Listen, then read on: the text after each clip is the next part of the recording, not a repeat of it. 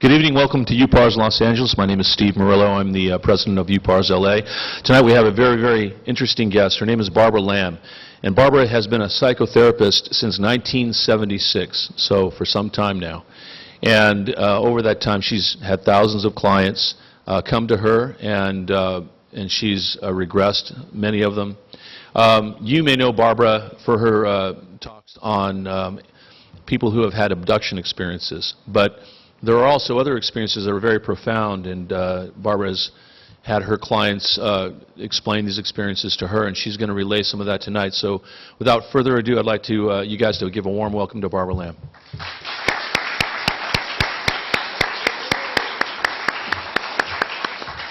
Thanks, Barbara. Steve. Well, maybe we can.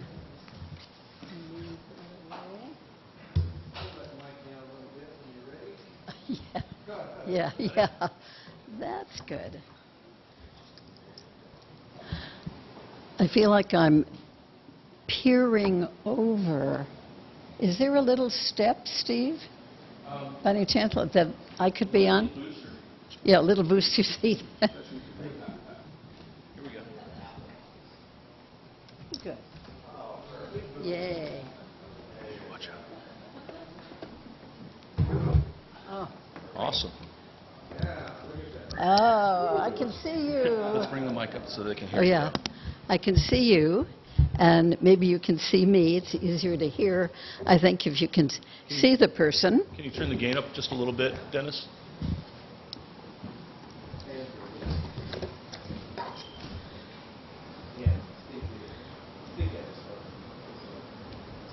Oh, speak. Yeah. Okay. Yeah. Well, hi, everybody.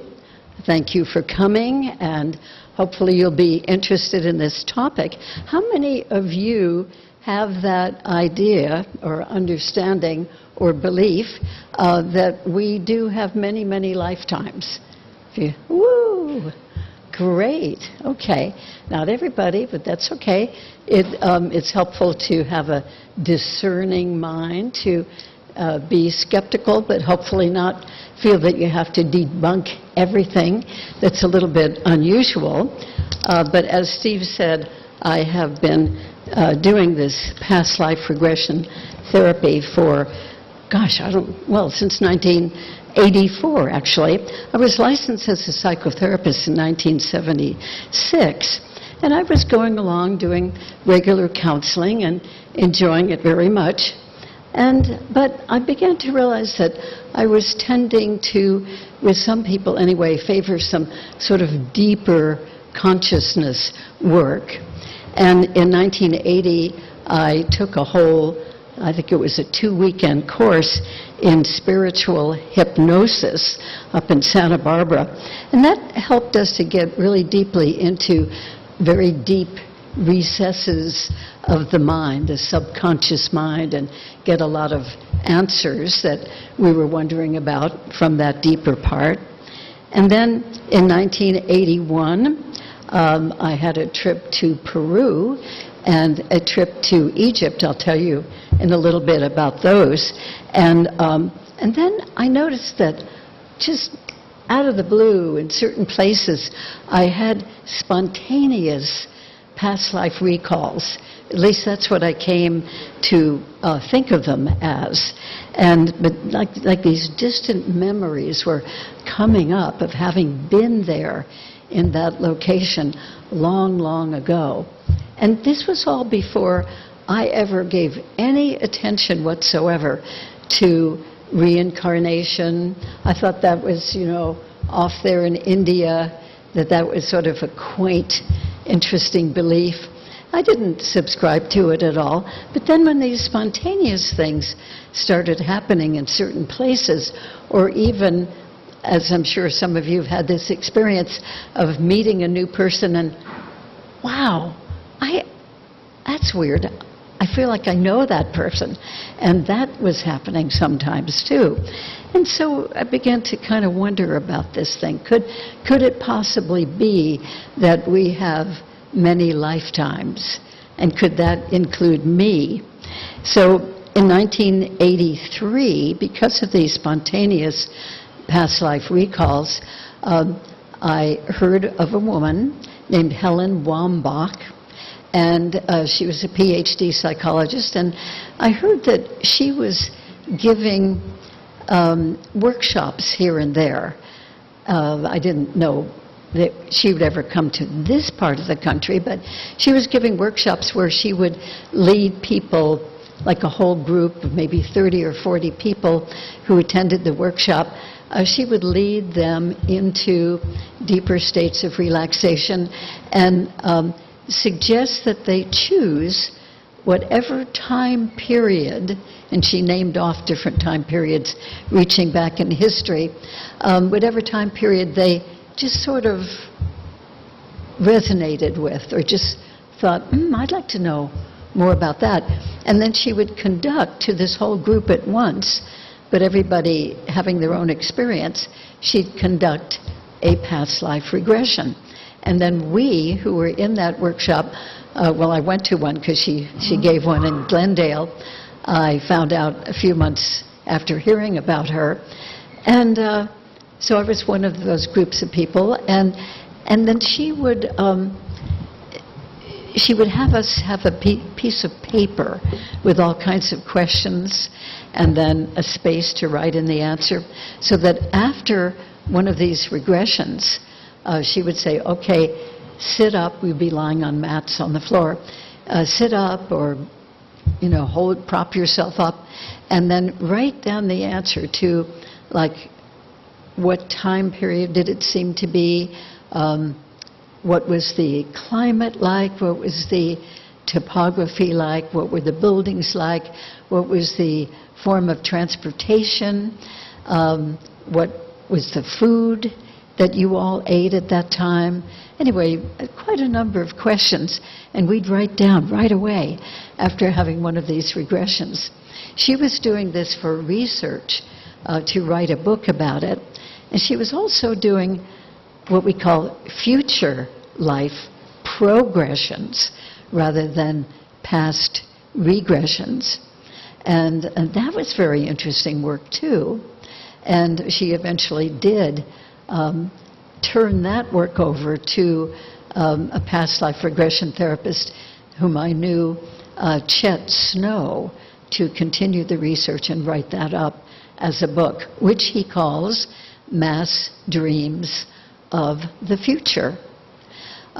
Anyway, that was very interesting. I experienced in that workshop 6 different lifetimes, and the most precious thing of all, she said, those of you who would like to find out what you were thinking, what you were deciding in that spirit state of being that you were in before coming into this lifetime. So I said, oh yeah, I'll do that. And some of us did, some of us just sort of took a nap at that point.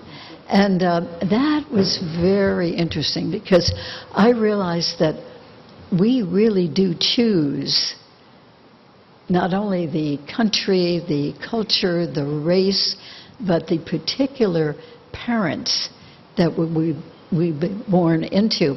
And there are reasons for that. Lots and lots of different reasons for it.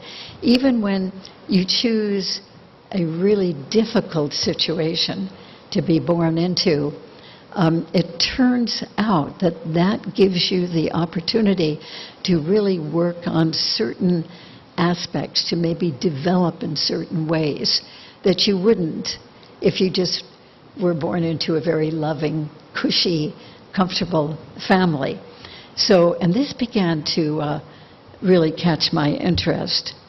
So eventually I met the woman who had founded the Association for Past Life Research and Therapies. That was in 1984. Hazel Denning, really wonderful woman who lived to be a little over 100 years old, and spunky and sprightly all the way through. And she had founded the Association for Past Life Research and Therapies, and there were people that she had already, in about 3 years of that group existing, had gathered together excellent, really high-quality therapists from all over the United States and even from several other countries. So they had a conference, and I went to the conference. I was just blown away with the excellence of these people.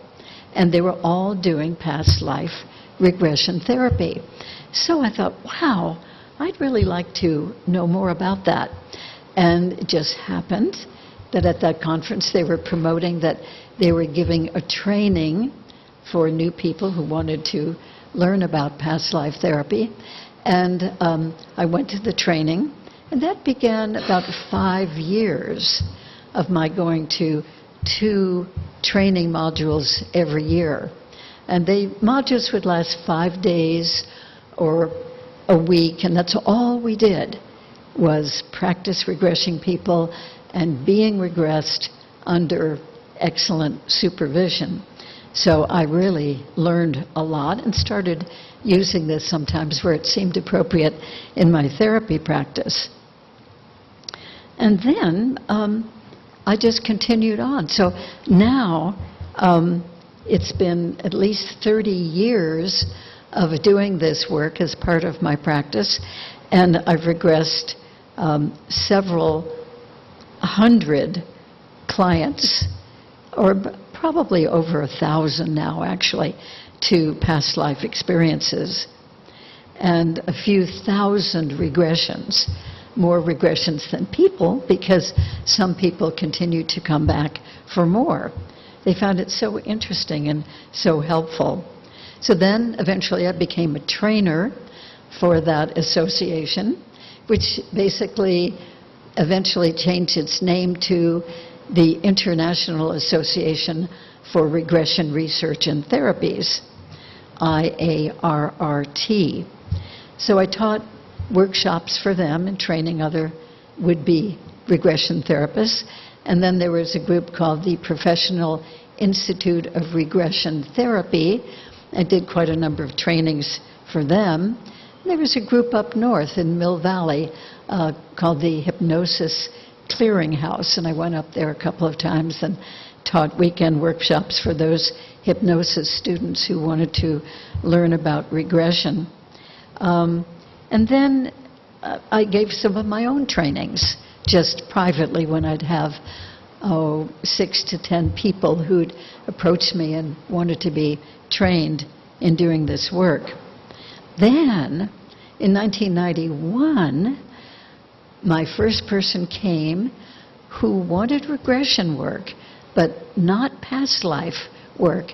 She wanted to find out what was going on in terms of very unusual, creepy kind of beings, not from this world, from other planets, visiting her. So then that started a whole round of doing regressions for people who have extraterrestrial encounters. And I've worked with at least 1,100 people for that type of regression, and then some of those people living in Southern California keep coming back. So it's been at least 3,200 regressions that I've done for that particular purpose. Well, now I want to go back a little bit and tell you about some of these spontaneous past life recalls.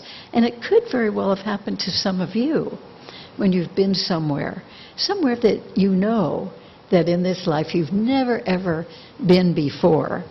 So in 1981, I went to Peru, and as you do when you go to Peru, we went up to Machu Picchu, that magnificent place. And the first day that I was there, I was walking along a big lawn that's way up there. It's about a mile high, Machu Picchu, and from the rest of the land. Incredible, spectacular place. And I was just walking across a lawn there amidst the stone remains of buildings and things. And suddenly, I had a really strong sense that I was a little girl.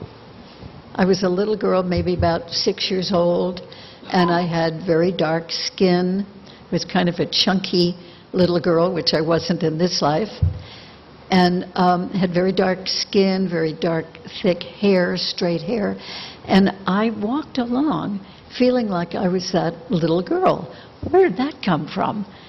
And again, this is before I really knew or had looked into the subject of previous lifetimes. And as I was walking along on that lawn, I could see there was a little wall where there would be houses, stone houses from ancient times. And I could see there was an opening in the wall, and that I was going to go over through that opening, turn left, walk along a pathway past several stone houses, and then at the second opening to the right, I would turn right and go to the sixth house on the right, and that was my home. So there I was, just walking along thinking, gosh, where does that come from? I don't get it. But then I sort of came out of that state of being, still walking across the lawn.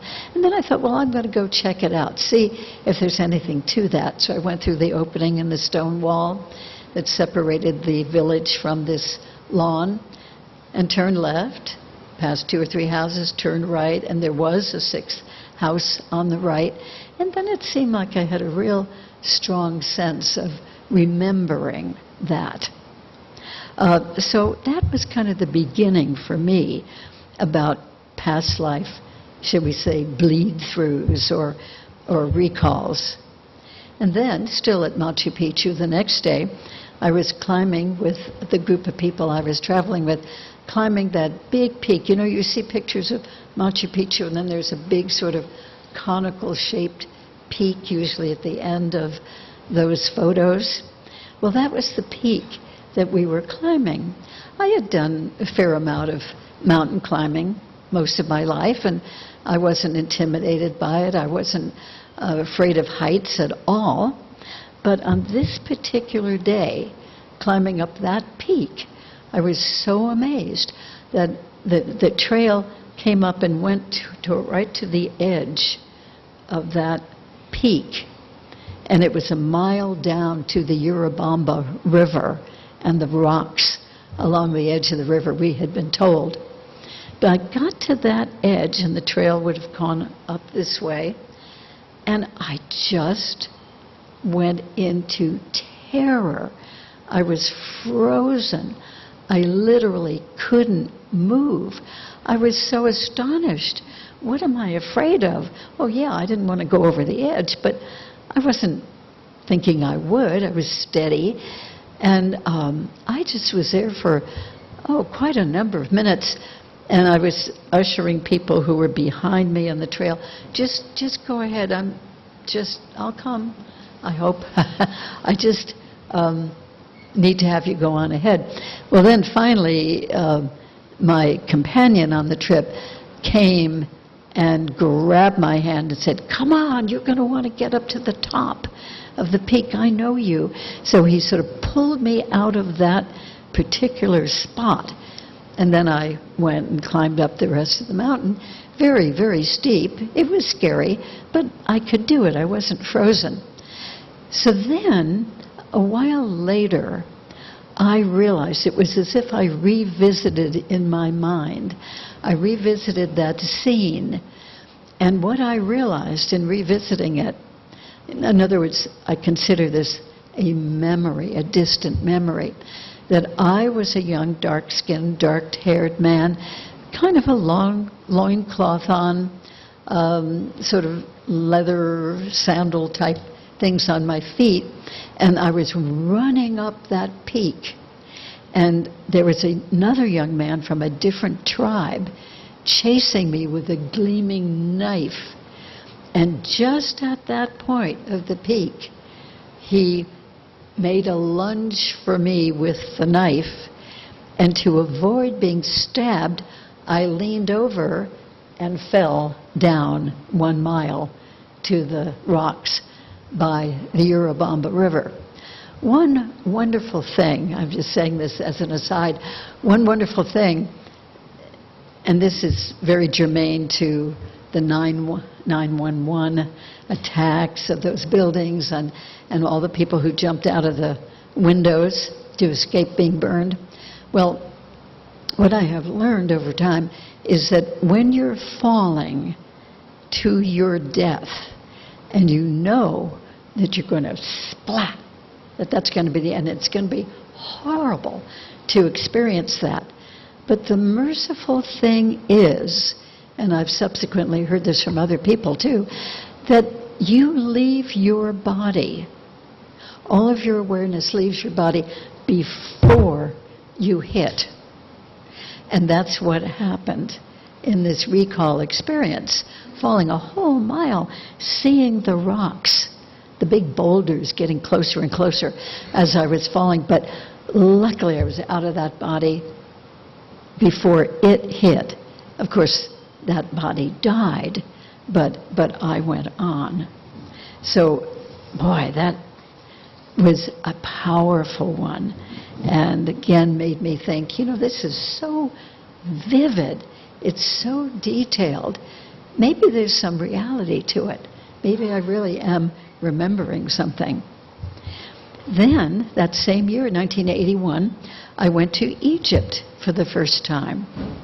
And I had expected in going to Egypt that it would be totally, totally different than any place I had ever been. Everything would look different, would feel different. But the very first afternoon, when I was there, having arrived at Cairo and taking buses out across the river to the Giza area, I realized, wow, this looks familiar.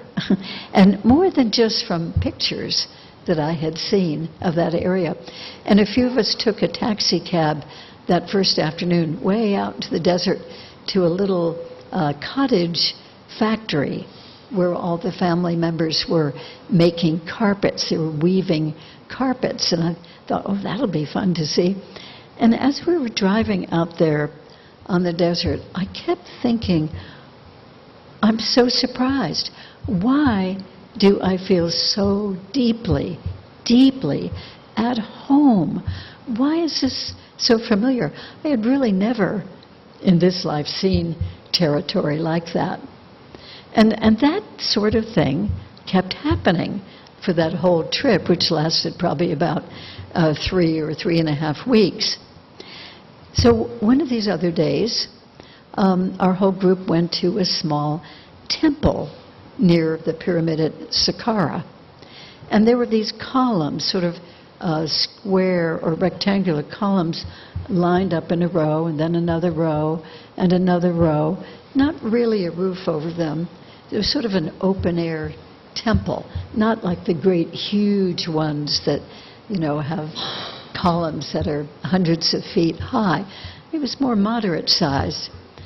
And I was just walking there in and amongst these columns, and then I remembered, it's exactly what it seemed like, that I had been, long ago, I had been a man in a long robe, and I had a wand sort of stick in my hands, and that as I would walk along, I would sort of strike these columns and riffle them along and create tones and frequencies, energies, and that those energies were used for various helpful purposes. For instance, they were used for healing, used for toning, used for raising consciousness. It was as if this whole temple of columns was functioning as a tuning fork. I mean, these are thoughts I had never had before that, and yet here it was coming up. It also had a lot to do with manifesting things. If you wanted something important and special in your life, you could go along with one of these men like I was and get the energy going, get the vibrations going, and then with your thought of what you wanted, you could manifest that. Maybe not immediately, but in the very near future. So that was interesting. Like, where did that memory come from? And then another day we went to the Temple of Isis at Philae.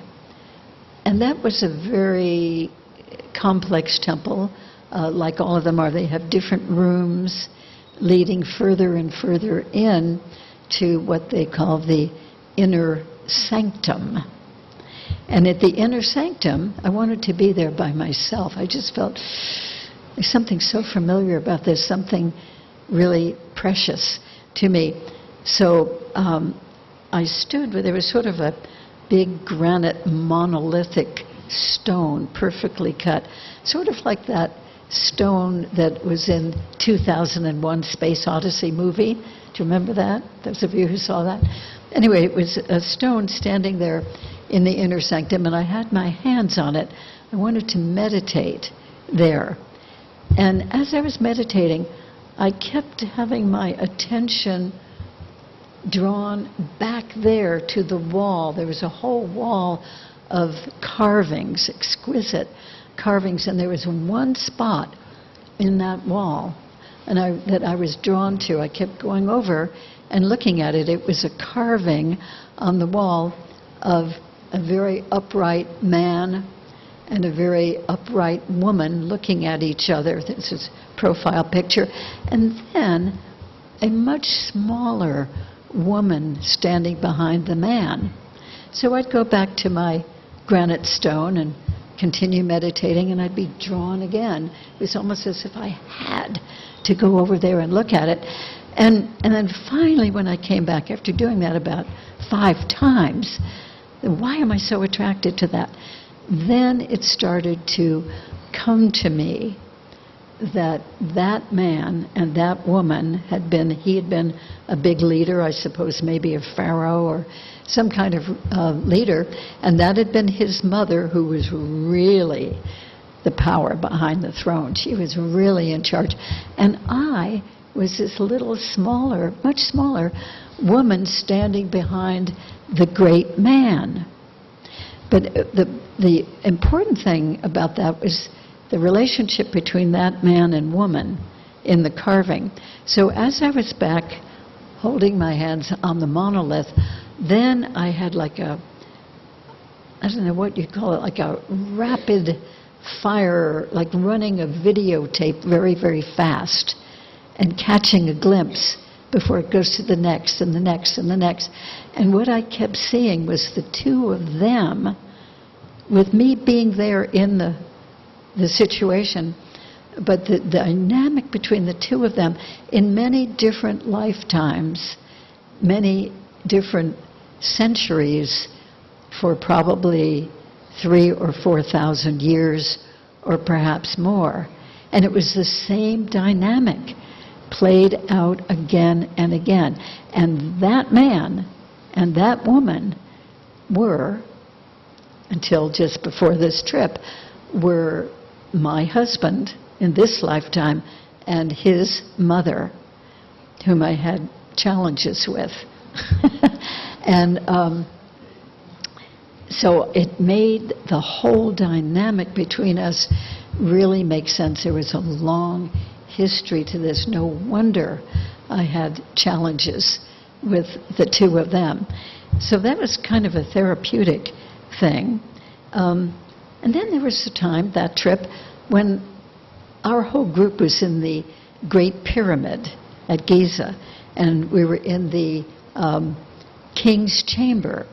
And in the King's Chamber, which is all completely lined with granite that has a lot of crystalline content, so it's very energetic. They were also in the middle of that room. It's not a really big chamber. There was a granite sarcophagus, like a tomb, and we would take turns standing around the sarcophagus, 34 of us, and anybody who wanted to, one after the other, could get into the sarcophagus and just lie there, the way that we had been taught these spiritual initiates and priests would do when they were at their final stage of initiation.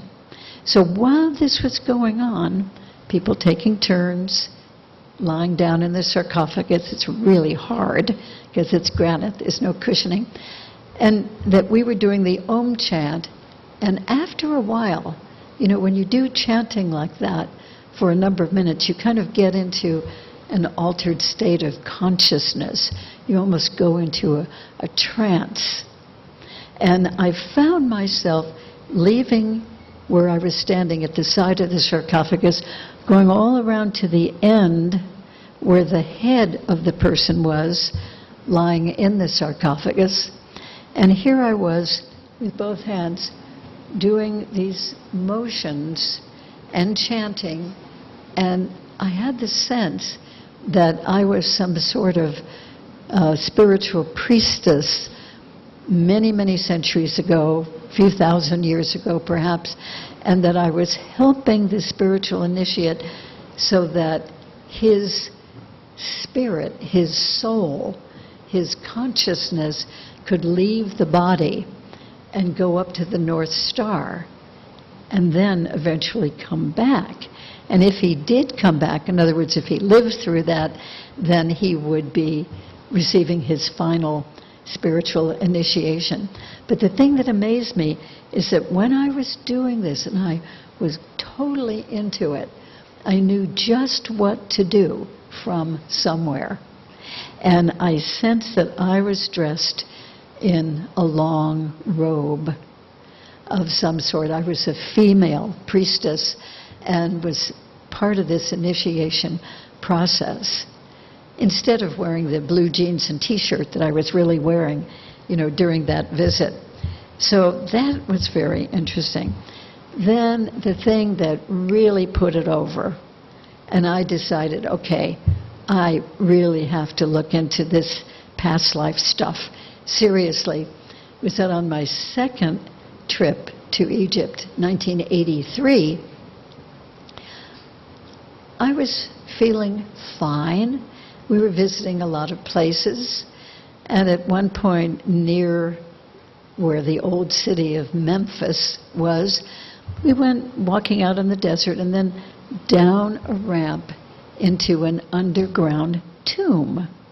Now there was daylight coming in the tomb. It wasn't all closed up, but as soon as I got into the tomb at the bottom of the ramp, my energy just went thud. I just suddenly felt exhausted and nauseous and headachy and aching all over. And I asked a couple of other people I was walking near to, I said, do you feel anything different here? And they said, no.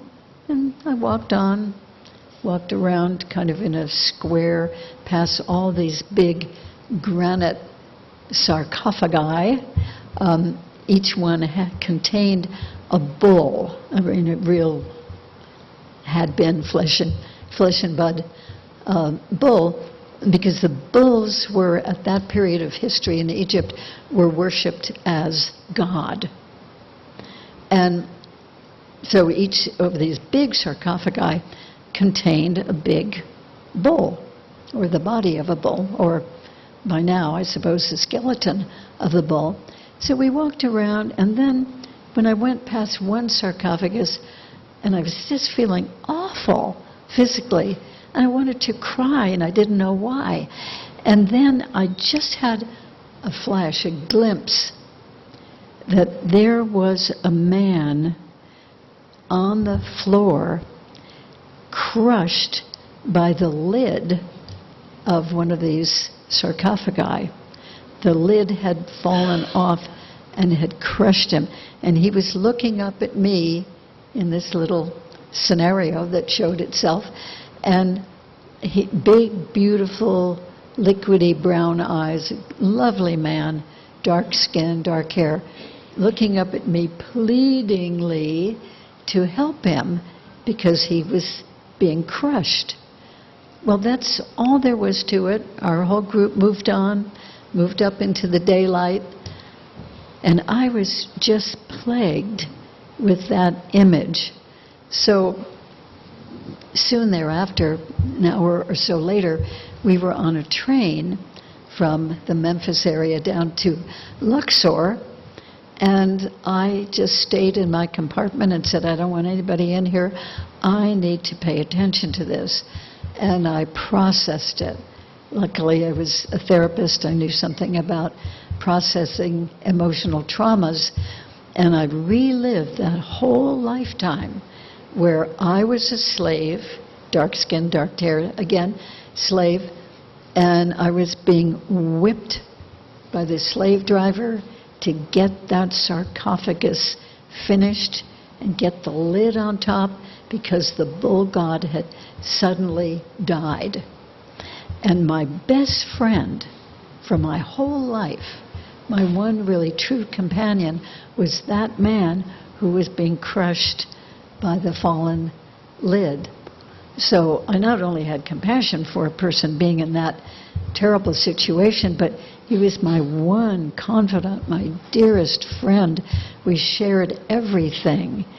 And I wasn't allowed to help him. And as I was trying to get others to lift up this granite lid from him, the lid was probably 10 or 12 feet long and maybe 4 feet wide at least. So it was really heavy. Thank you. And but I would be whipped every time I tried to bend down and help him. So he died. But that really got my attention going to past life experiences. And fortunately, it was the next year or later that year, 1983, that I saw this program with Helen Wambach doing this work and realized, you can really officially, professionally regress people to previous life experiences. So let's talk about some assumptions behind all this, sort of the cosmology or philosophy about it. We'll talk about consciousness. Consciousness is really, I've known in so many ways, consciousness is separate from the human body. And we have lots of evidence for this. Consciousness can be in the body, but it's also separate from the body. We have evidence of this because of out-of-body experiences, astral travel, that many people have. We know this because of near-death experiences, people who died on the operating table, but they're floating around the hospital and they're telling exactly what the medical personnel have said and what they've done. So there seems to definitely be reality to that. And we know about consciousness because many of us have been visited by spirits. In other words, by people whom we've known, some of our family members and others who have died, but who've come back and visited us, at least briefly, maybe sometimes for several minutes. And then we know that plenty of people do channeling of disincarnate entities, so that's consciousness in another plane. And we know that plenty of people, more and more, are getting trained in remote viewing, where somehow it seems like their consciousness is traveling to whatever the target is that they are seeing and knowing about, and that could even be in the future or it could be in the past. So there's something about our consciousness that can be non-local like that, as Stephen Greer says. And we know that apparitions show up. We've got photographs of them. Many people see them. Those ghosts were presumably people living here, but whose consciousness has gone on after death. And we know that in many cases there are entity attachments. People who've died didn't really go up into the light, but they're very conscious, they're very aware, and they attach to certain people here or dwell in them until they're released or they just decide they want to go on. So I'm absolutely convinced that our consciousness survives physical death of the body. And traditionally, I think we tend to call that consciousness our spirit or our soul. And from what I can tell from so many years with this sort of thing, the soul is continuing. It's ongoing. It's immortal.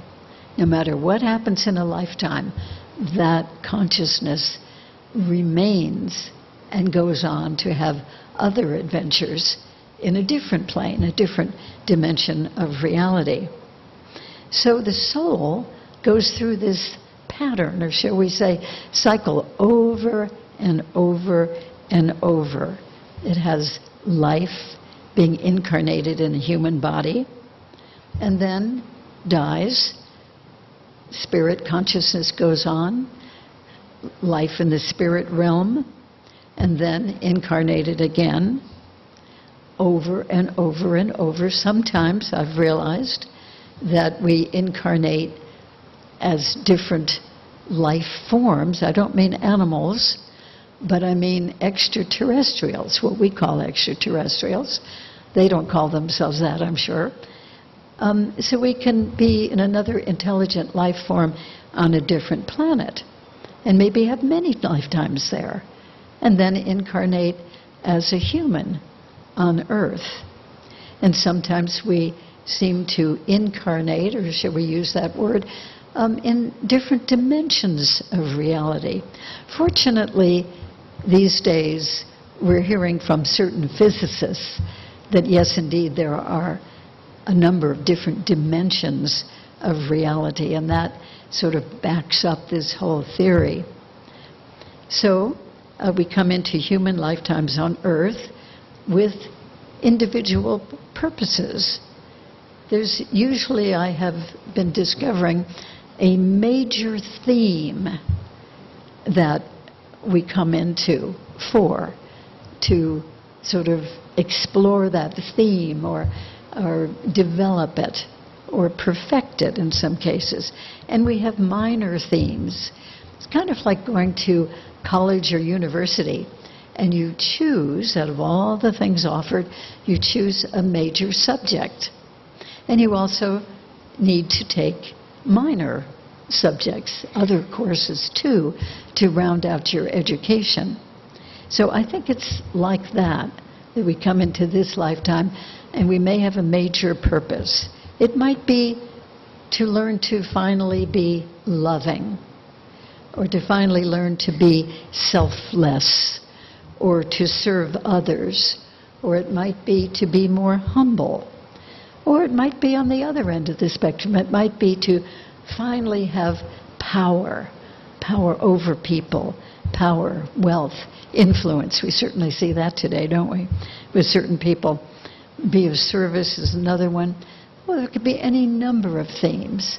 Maybe it's to make amends for something that we did in a previous lifetime, and we think, that's got to be balanced out somehow, or I'm not really complete as a soul. And I've noticed, and some of my past life therapy colleagues have too, that there seems to be a trilogy of things. In other words, one life you might come in as a perpetrator of something awful that you're doing to other people. Then perhaps in the next lifetime, you come in as a victim of that very same type of perpetration, so that you get to experience both polarities of that.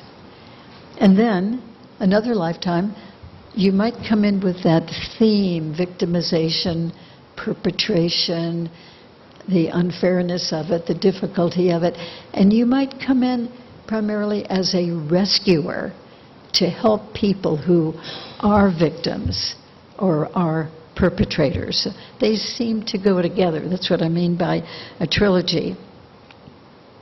So eventually, through all these incarnations, we, or shall I say the soul, develops in so many ways. They've experienced so many opposites, so many different kinds of things in the long run, probably thousands of incarnations, that the soul feels complete.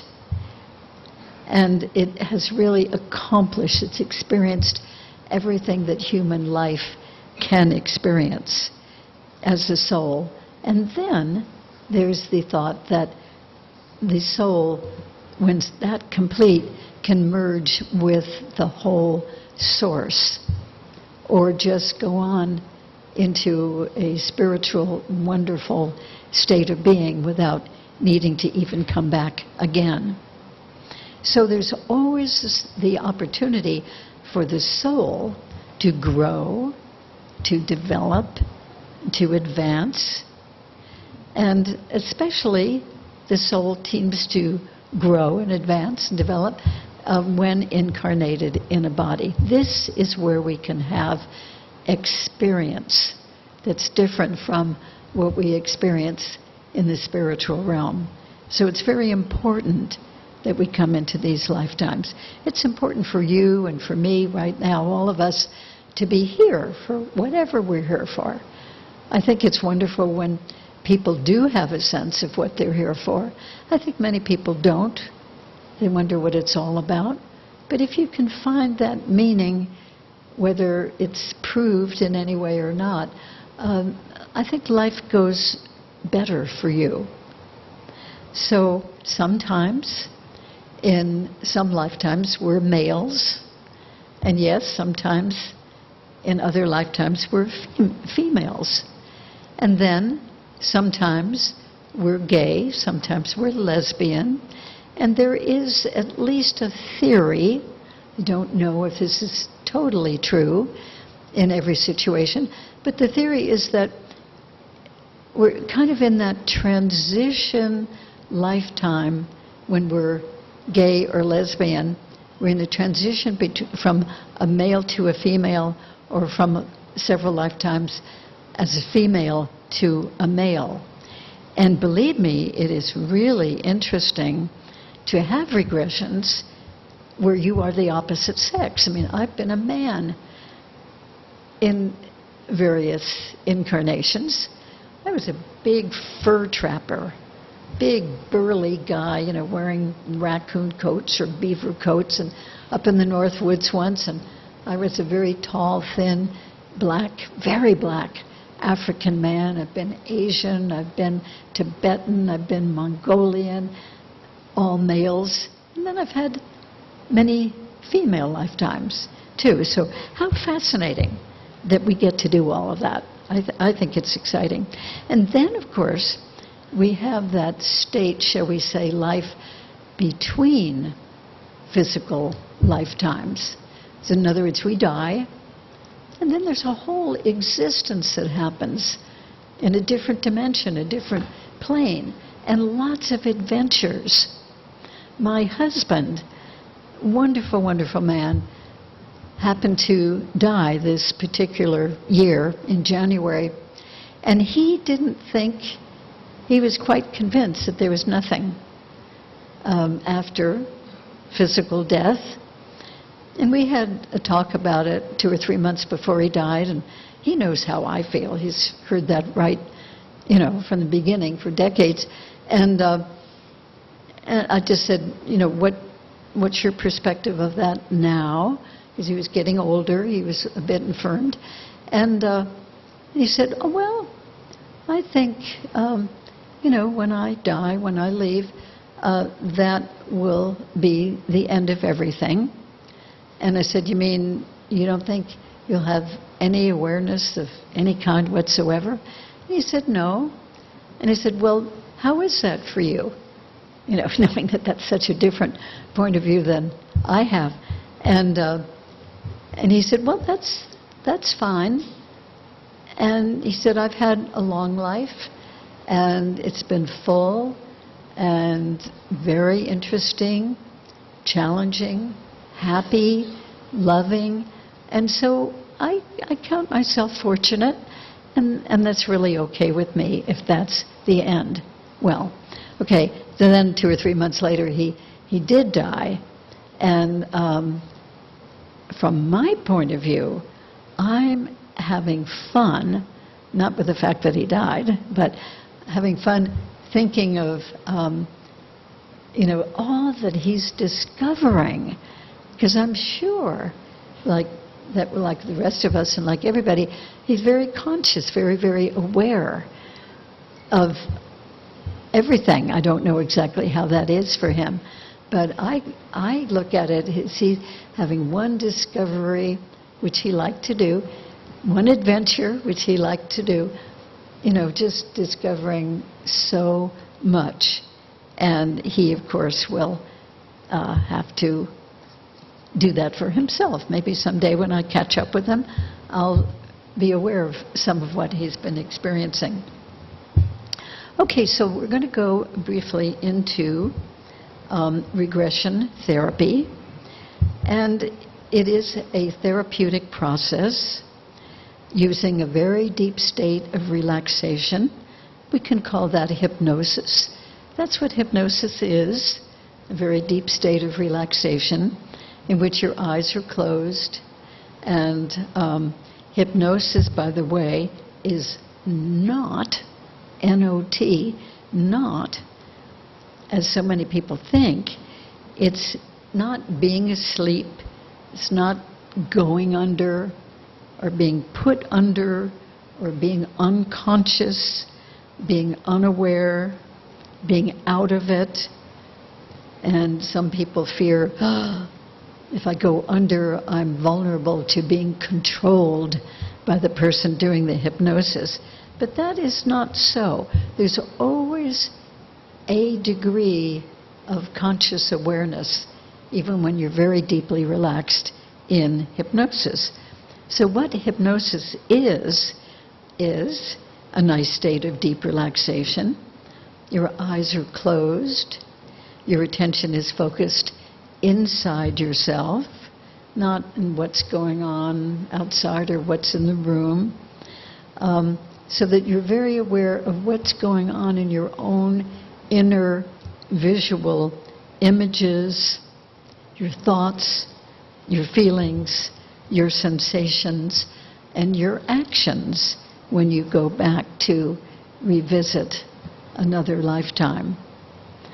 So regression therapy, when it's done for that, which is mostly what I do regressions for, hardly ever for sort of a lighter reason like, oh, I just want to know what I was in my past life. And although lots of people wonder that and ask about that. But regression therapy actually goes to the root of a concern that the person has. It might be a total problem, and we get back to the source, where the problem comes from originally. And sometimes that source turns out to be a previous lifetime. Sometimes the source of a current difficulty is earlier in this life.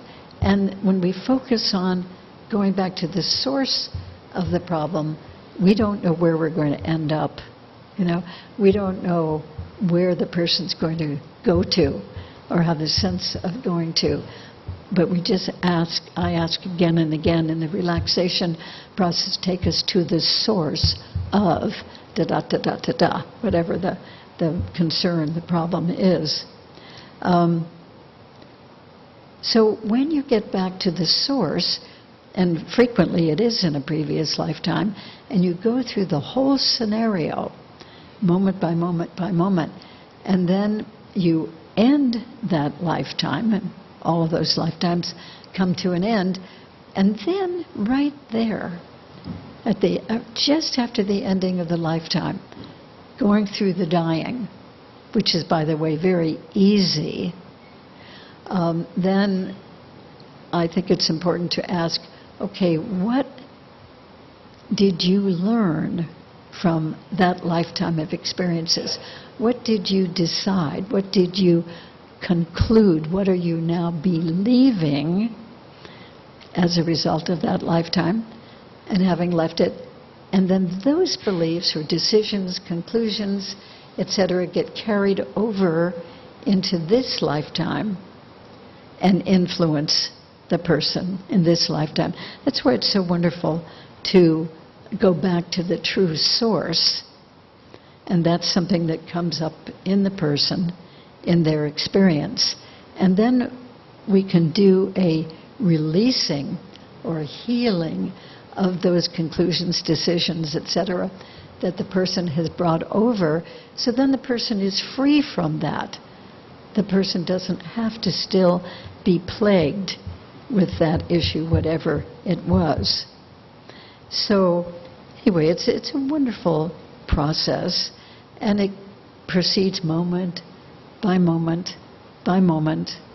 So the person goes into relaxation, and I count eventually from 10 down to 1, saying that when you are down at number 1, you will be there in the time, the place, the situation, which is the source of your, let's say, to use an example, your phobia about spiders, or whatever the person's concern is that we've already established. And then the person just lets it roll, moment by moment by moment. And it's possible to, in that nice state of relaxation, I get into an altered state too, but not as deeply as the person, because I need to function as the guide. We can move the person forward in time, like I'll say, go to the next important thing happening. Now, I don't know what that's going to be, and the person doesn't know what that's going to be, but they do move forward, and then another scenario with visual images, sensations, thoughts, feelings comes up, and they'll mention that out loud. And by the way, the person who's being regressed, as I mentioned before, is not out or under or asleep, just very deeply relaxed. And so the person is aware of my voice suggesting that they move forward, aware of my voice asking a lot of questions to bring out the details, and then everything that I'm saying they are aware of, and then they have to be conscious enough, although very relaxed, to be able to tell me out loud with their words what they're experiencing. And while all this is going on, it's so interesting, the person being regressed might hear an airplane actually going over my office, or they might hear a garbage truck or garden equipment going on. And I try to remember to tell them at the beginning, if you hear outside noises or even noises here in the room, they have nothing to do with you. You don't need to latch onto them. Just let them go by. And they do. So the person might have semi-awareness. The person might also think, gee, I've got to scratch my nose. And so they'll move and scratch the nose. And the regression continues. They might hear me changing the audio tape in my tape recorder, click, click, click, and putting the other side in, and things like that. But they just go on with that other scenario that they feel like they are reliving. One reason why it's important to be able to move somebody back in time in a regression is that sometimes the regression will start out with a person, all that they're aware of is, oh, I'm cold, and it's so hard. And I'll say, what's hard? The floor. I'm sitting on stone, cold stone, and my back is up against a stone wall. And I'll say, okay, what else are you aware of? Well, I seem to have my hands in big iron cuffs, and they're chained, so I can't get up. I can't really move very much, and I'm just here. Is there any light there? I'm always asking questions. Yeah, there's a little light. There seems to be a window from high up on the wall. What is that window like? Well, it's got bars vertical and crossbars. If I could get up there, I wouldn't even be able to get out of it. So here they are, let's say, in a dungeon. That's the beginning of the regression. We didn't know that that's what was going to come up, but it did. And then, after really establishing the environment and what their body looks like, are they male, female, more or less what age would they say they are? And then I say, do you know how you happen to get put into these shackles in this stone dungeon with a little bit of daylight way up above? And you say, no, but it's horrible. I've been here quite a while, and I'm hungry, and I'm thirsty. And then I'll say, well, we can go, would you like to know why you're here? The person will usually say yes. Then I say, well, just go back to whatever it was that was going on that got you put into this horrible place and situation. So then the next thing the person knows is that they're back in, like one scenario that comes to mind from my work is a young man was at a market. He was a homeless young man, and this was some place he thought it was probably Europe, from different indications, the buildings around, the clothing and so forth, a few centuries ago. And he was hungry, and he stole a small loaf of bread from one of the vendors, and he was caught, and he was dragged off in a cart with horses and thrown into this dungeon for stealing a loaf of bread. So much of that sort of thing happened to millions and millions of people. So then we get the whole life, if we want more details of the whole life. And then at the end of the life, whenever that was, whether it's years in the future or fairly nearby where we enter into the scenario, I just say, okay, just go to the very last few moments of your life, and where are you, and what's going on? Is there anybody with you? Are you alone? What does your condition seem to be? And people die of all kinds of things.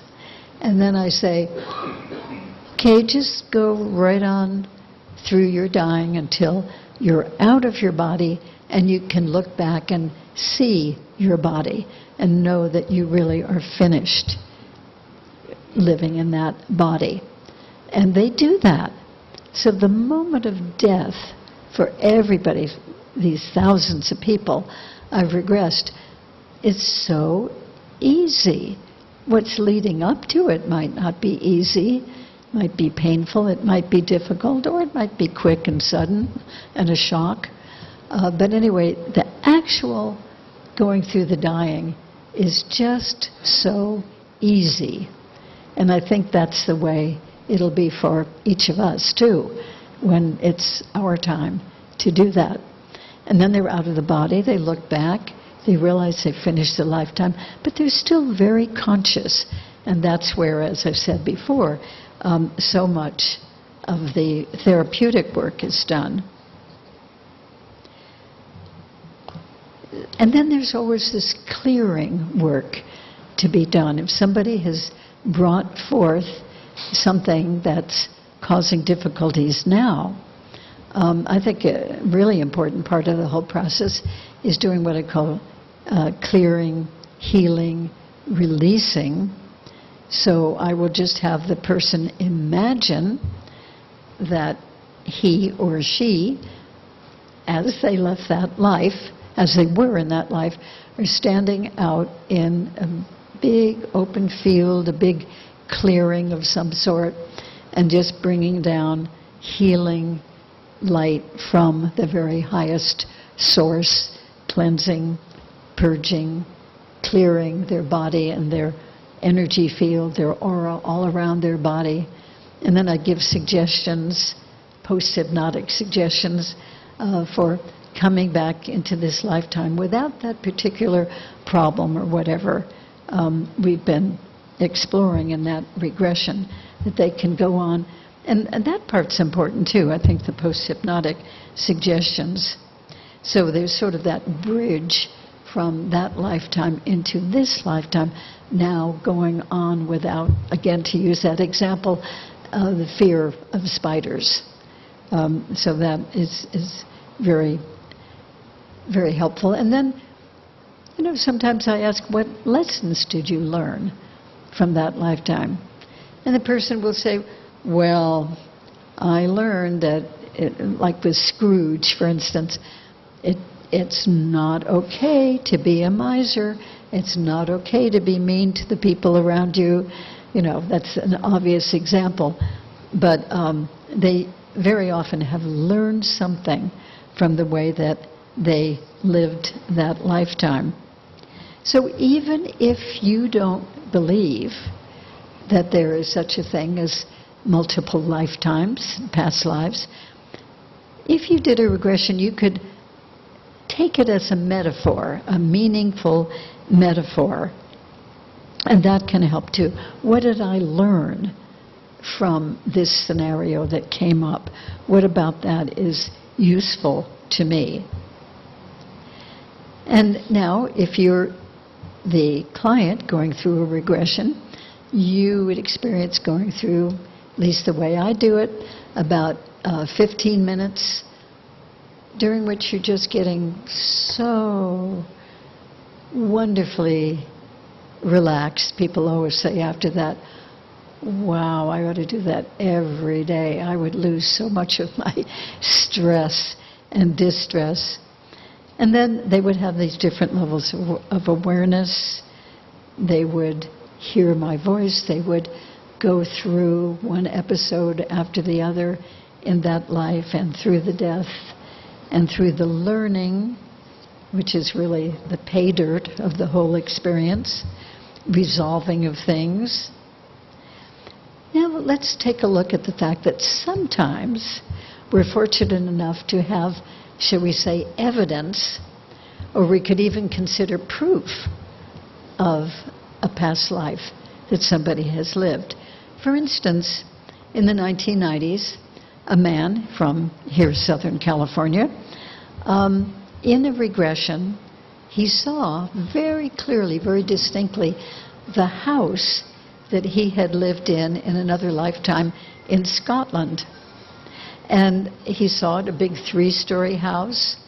It had beautiful, up one side, beautiful windows with a curved top and small panes.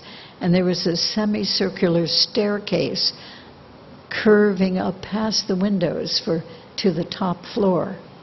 And it had a certain kind of doorway that he remembered. And the walls were a light color. He had details of the bedroom where his wife was dying in this scenario that came up in a past life regression. And it had lots of land around it, hills in the distance, a big hill in the back, but otherwise flat, grassy land. Well, after that regression, that man and his wife went to Scotland within a year of that regression. And they were driving all around, and he saw that house just as he had remembered it in the regression. And they drove up the driveway to that house and realized that now it is a bed and breakfast, a very nice bed and breakfast. So it was open for people coming in, and he went in, and there were the tile on the main floor, and the semicircular staircase going past these 3 windows with the curved top and the little panes, and into the big bedroom, which is now a guest bedroom. But he said it's absolutely the place. Now, a village had subsequently, because that was probably 200 or 300 years ago, that he lived there in a past life.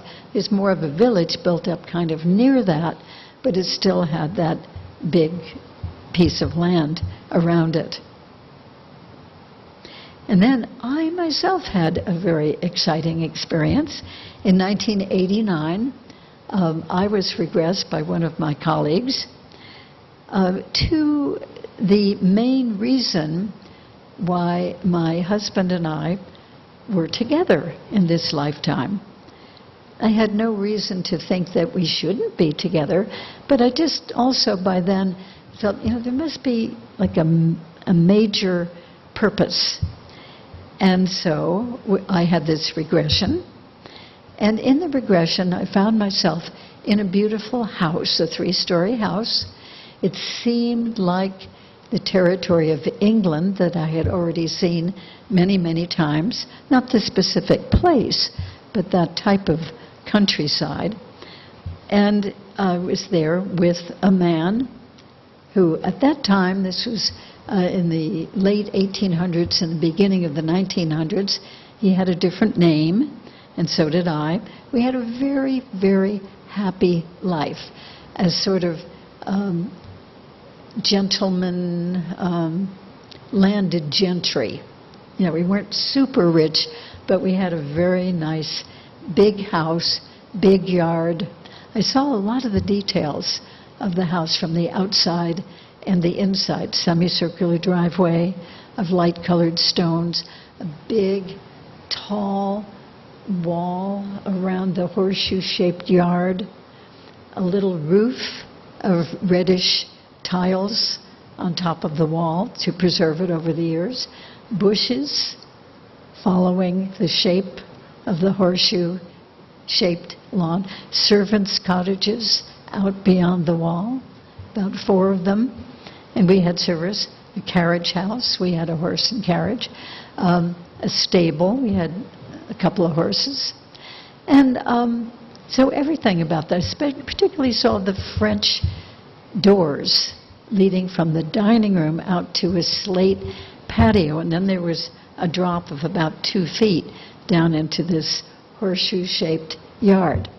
Well, it was a very meaningful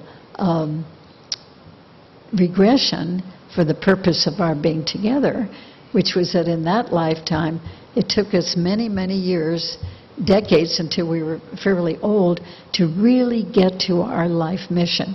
We didn't have to work. It was cushy and lovely and nice.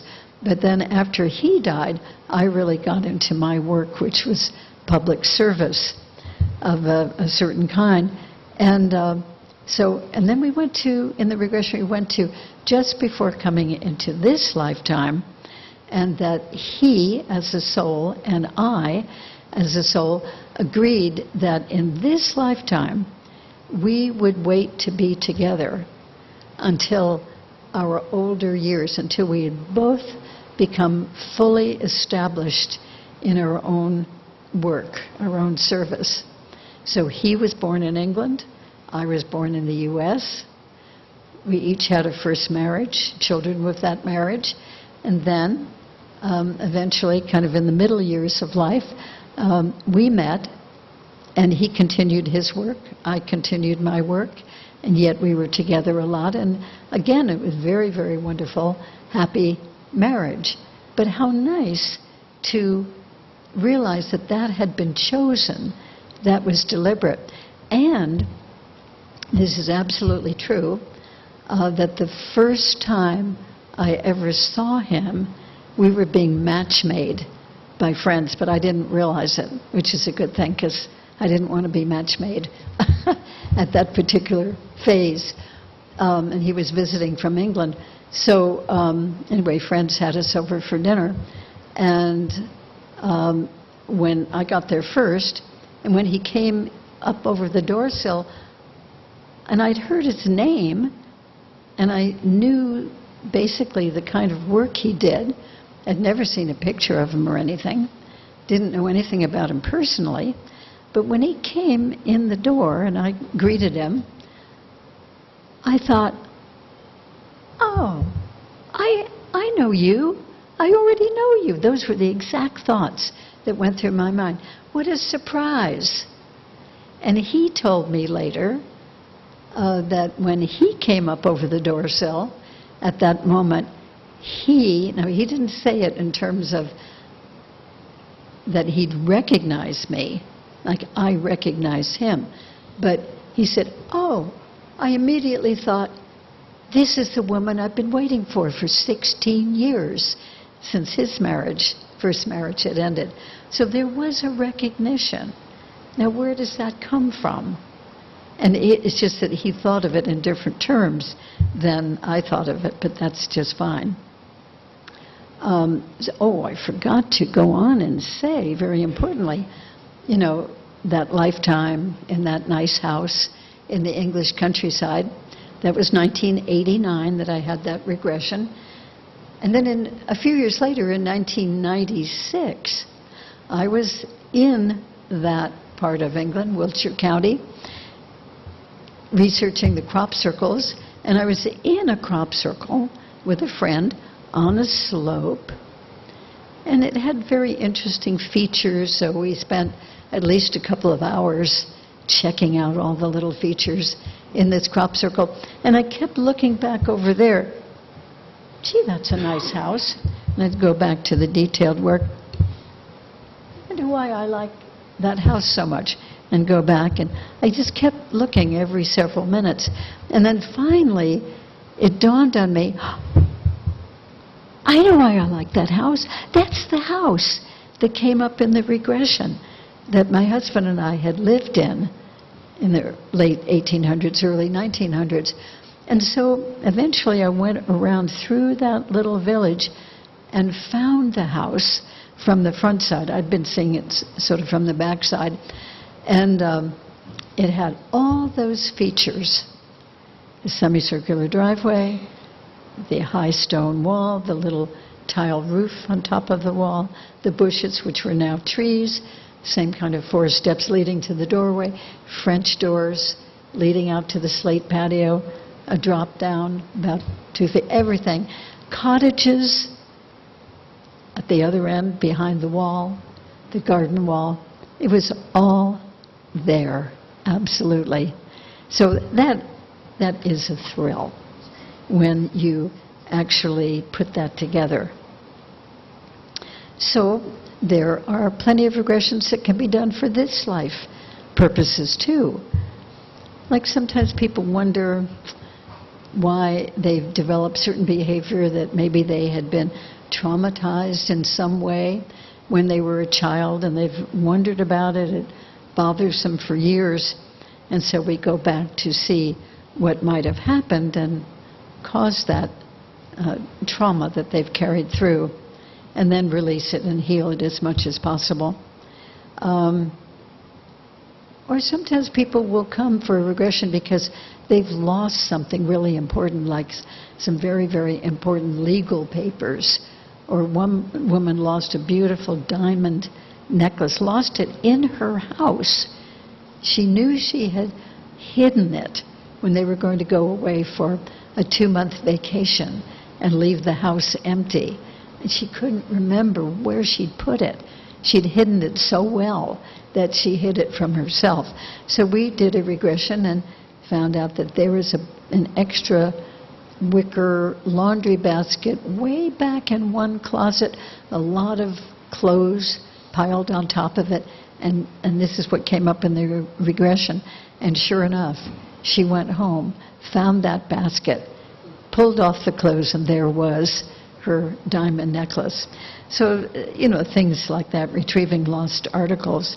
And then sometimes, like if a person has lost a parent through death and misses the parent and wants to remember the good times had with that parent, to regain that feeling of love and closeness, since they can't do it in person anymore, we might do a regression going back to some of the happy experiences with that parent. And that's really nice. It's very enlivening and refreshing for the person. So there are so many different subjects, shall we say, or issues that people might do regressions for. And they all have roots from the past. Like somebody might have a recurrent feeling, a persistent feeling, like a feeling of fear or anger or rage or distrust or insecurity or neediness or irrational fears and phobias, or feelings I want to get revenge, or feelings of having to be dependent, feelings of dependency, or feelings of guilt, and they don't know what they're guilty about, or pervading anxiety, or jealousy, or possessiveness. So they might go back to, well, what is the source of my anger or my feeling that I need to get revenge? Where does that come from? And we find the source very often in a previous lifetime. Or a person might have persistent or recurring patterns, like, for instance, the need to be in control, or having a fear of desertion, or having the need to somehow suffer, or having the need to have life really difficult every step of the way, or difficulty in relating to people. These are just some of the ones that have come to me for working. Or a total everlasting distrust of men, and yet they've had good men in their lives who didn't betray their trust. Being afraid to stand up for oneself, or being afraid to speak your mind, being afraid to speak in public because something awful might happen. I've had quite a number of those. Being afraid to make waves. So things of that sort.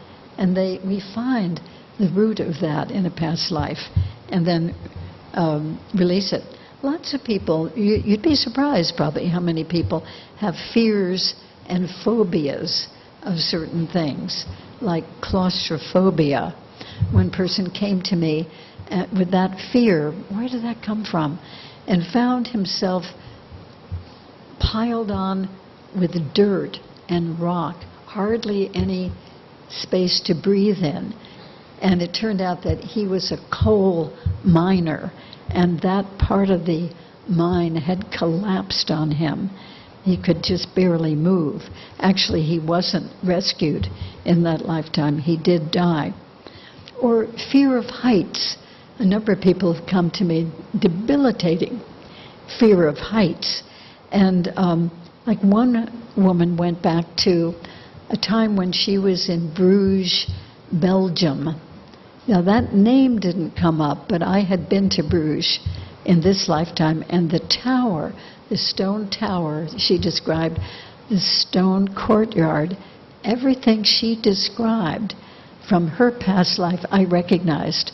And she had been a nun in that lifetime, living on the regular ground level in a monastery sort of situation. And then an invading army had come in, a non-religious group, and they wanted to get rid of all the nuns. So they rounded them up in the middle of the night, and they made them climb up the inner stairway, a circular stairway, up to the top of this stone tower. And one by one, they had to jump out the big window several stories down to the stone courtyard. So that was the end of them. But anyway, that explained her fear of heights. And then sometimes people have a fear of water. One lady came, and her regression, she came because she had a terrible phobia about having any water on her. I mean, taking a shower was a torturous thing for her with the running water. And washing her hair, she just couldn't do it. It was too traumatizing. And so this was serious, and washing her face was really difficult. So she did a lot of sponge bathing instead of showers or baths. And finally she got to a point, she said, I've got to join the rest of the human race and be able to get into water. Of course, swimming was totally out of the question, or boating. So in the regression, she was a man living in one of the kind of, might have been the Caribbean or South Sea area in a different century, in a little boat, and she fished to get her food. And on one occasion, it was such a beautiful day, beautiful calm water, she'd thrown over a fish net, and it got tangled, so she went into the water, or I should say he, in the past life, went into the water, got tangled up hopelessly in this fish net, and slowly drowned. That was the source of this fear of water. So we released that, brought her back to this life, and then she called in a week or so later and said, "Guess what? I'm washing my face. I'm taking a shower. I'm taking a bath. I'm even going to go swimming next week."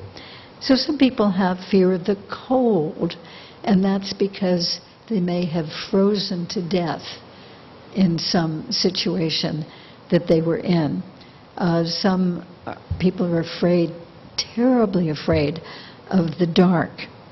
And like one man who came regressed to a past life where he was a little girl and he'd fallen down in a well out in the country and called for help. There was water in the well, and but the little child could stand up, but nobody could hear the cries for help, and nobody who was missing her thought of looking into the well.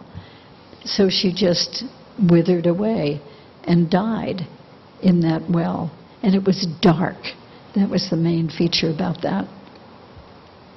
Another person was afraid of the dark because she had been jumped by a robber in a dark alley and killed for the little bit of money that she had on her. Some people are terribly afraid of crowds, and that, goes back to a particular crowd kind of scenario. Or people are afraid of wild horses or spiders or snakes, and the regressions show why, where that fear came from encounters with them. Or some are just afraid of animals. One lady went back to being a Christian in the early Roman times, the early Christian era, and being thrown into the pit or the arena with the lions and killed in that particular way. Another man came, and he had this terrible fear, irrational fear of dogs. And then his regression showed that walking home in his little village one day, there were vicious dogs in one of the yards, and they jumped the fence and came out and attacked him, and he died from that attack.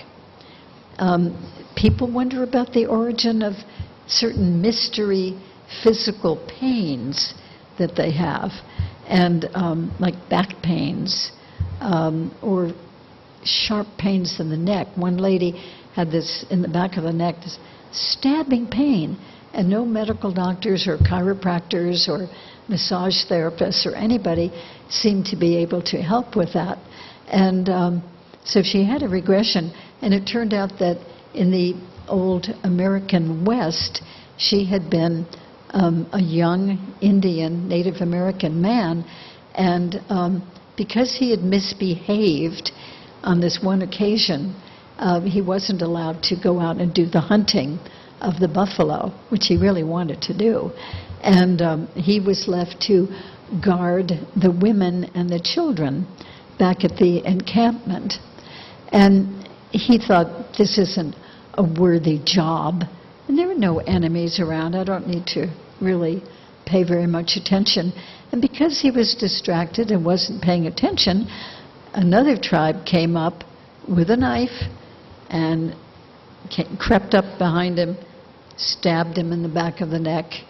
And that pain in exactly that spot is what carried over in this woman's lifetime who had the regression. And we cleared that and released it, and she went on with her life without that stabbing pain in her neck. There also are sometimes mystery illnesses that people have. Doctors can't find out what's wrong. They just don't know where it came from. They don't know what to do about it. And regression sometimes shows that in a previous lifetime, they've had that very same condition with those same symptoms.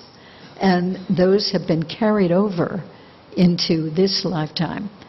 it's sort of a mystery. But again, that can be released, and they don't have to keep feeling like that. And sometimes a mystery illness like that will happen just suddenly at a certain age. Like age 13, a girl develops this debilitating condition. And again, nobody knows where it came from or why or what to do about it. And a regression will show that at that same age as a 13-year-old girl or boy, in another lifetime, that malady set in, and it gets repeated in the next lifetime. Just amazing what we find. And then people have particular conditions like asthma, for instance. And a man I regressed who was really suffering terribly from asthma, he went back in a previous lifetime to living as a little child in Madras, India, and this was centuries ago, and there was a big festival, and the people at for the festival would go into the ocean, very shallow ocean, no big waves or anything, very gentle ocean at that place, and they'd wade out and they'd send off their little boats of prayer candles, and there were thousands of people for this spiritual festival. And he was only about 3 years old, and he got separated from his older sister, who was a teenager, who was taking care of him for the day at this festival. And somehow in the crowd and the jostling and all these people pressed together, he got detached from the older sister and sort of pushed down into the water by the crowd. Nobody meant to. It just happened. And he drowned with all these people around, not realizing that he was in trouble. Now somehow, the lungs filling up and drowning, that got carried over into this lifetime as debilitating asthma. So we released that, and that really made a difference. It took a while to get completely over the asthma, but it was tremendously relieved. People with sinusitis, people with sexual reproductive problems, eye problems, obesity, the habit of bulimia, anorexia, and then beliefs that run your life too, like I must never let down my guard, or getting married is like going to the gallows. One wonderful young woman a few years ago was engaged to a really nice man in this life. But as they got closer and closer to their wedding, this phrase kept coming up. To get married means going to the gallows. Now that just doesn't make any sense to the rest of us. So we did a regression about that, and in a previous life, she had gotten married and then was thought to be a witch or whatever, and died at the gallows. So she equated that with being married means going to the galleys. Or other beliefs too, like life has to be a struggle. Some people have these beliefs that just persist through their life. Or I deserve to suffer. Or I don't deserve any happiness. Or nothing is worthwhile unless you really, really work hard for it. So sometimes these messages could be learned from parents or somebody early in life, but often when they can't be recognized as coming from a situation like that, they do come from a previous lifetime. And relationships, wow, there's so many relationship difficulties that actually come from a previous life, like husband and wife relationships, mother-daughter, father-son, friend-friend, siblings, that when there's just that continuing problem or discomfort with a particular person, it could very well be that those two people were together in some sort of difficult relationship in a previous lifetime. It's happened several times that a different woman has come to me because they're happily married, and yet they are irresistibly attracted to another man, and find that they cannot get themselves to refuse to see that other man. So there's an affair that goes on, and the woman feels terrible. I don't want to be cheating on my husband, but there's something about this other man. I just have to be with him. And so that's obviously a serious problem for that relationship.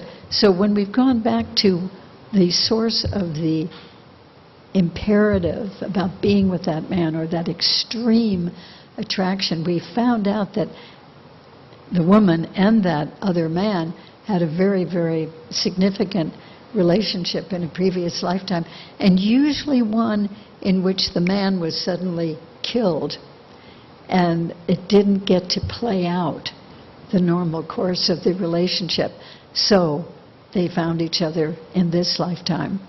So when a woman realizes, oh, that's what it is, okay, now I can put it at rest. I don't have to keep seeing him. I can keep on with my marriage.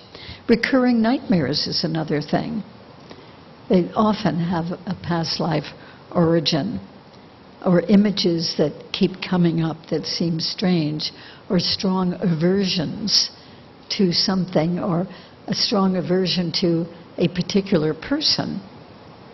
Or could be strong attraction and immediate liking. And probably all of us here have had experiences where we've been somewhere and we see somebody or maybe meet somebody and we think, I don't know, I don't think I want to get together with that person. Or maybe you have an immediate drawing to another person. I'd like to know that person. Well, maybe you actually have known that soul of that person in a previous lifetime. And then there are just loads of examples where people go to a new place. This happened to me several times. Go to what seems to be a completely new place to visit in this life, and then, wow, I recognize this.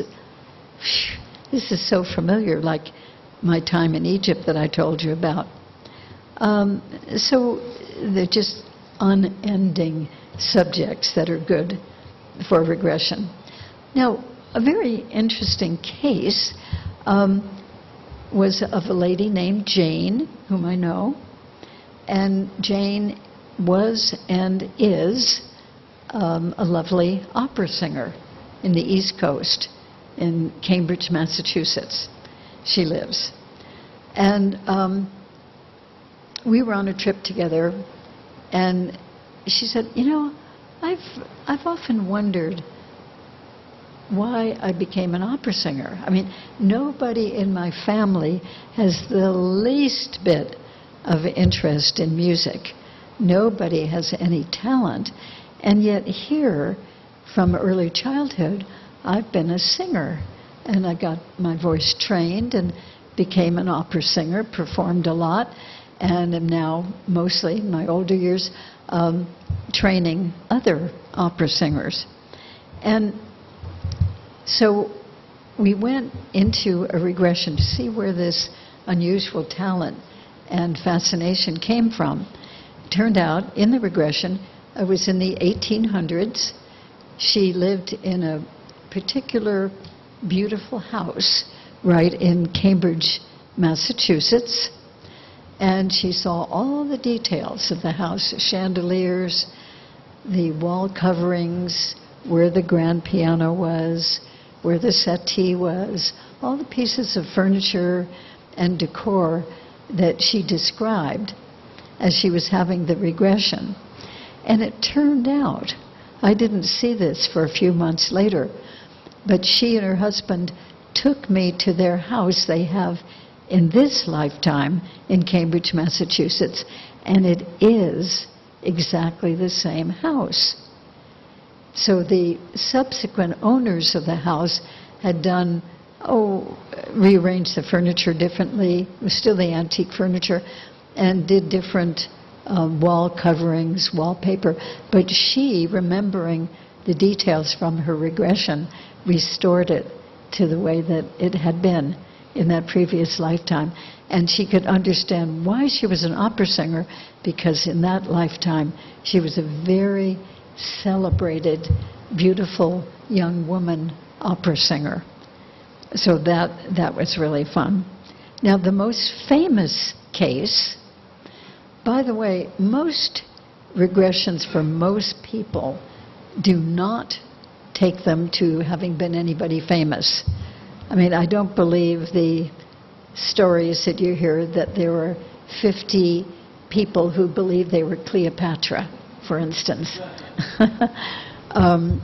I don't think that really happens, that many people believe that. But this particular woman, who was a young psychiatrist from New York City, she was at one of those training workshops, and I regressed her, and she went back, and I think this was really true, she went back to being the last Tsar of Russia. And she knew so many details. She knew about that last night of their lives when the Tsar and his family and Rasputin and various advisors all gathered in the basement, and they had certain tunnels already built for escape. And she was one of the children. She was the Tsar, and he had several children and a wife.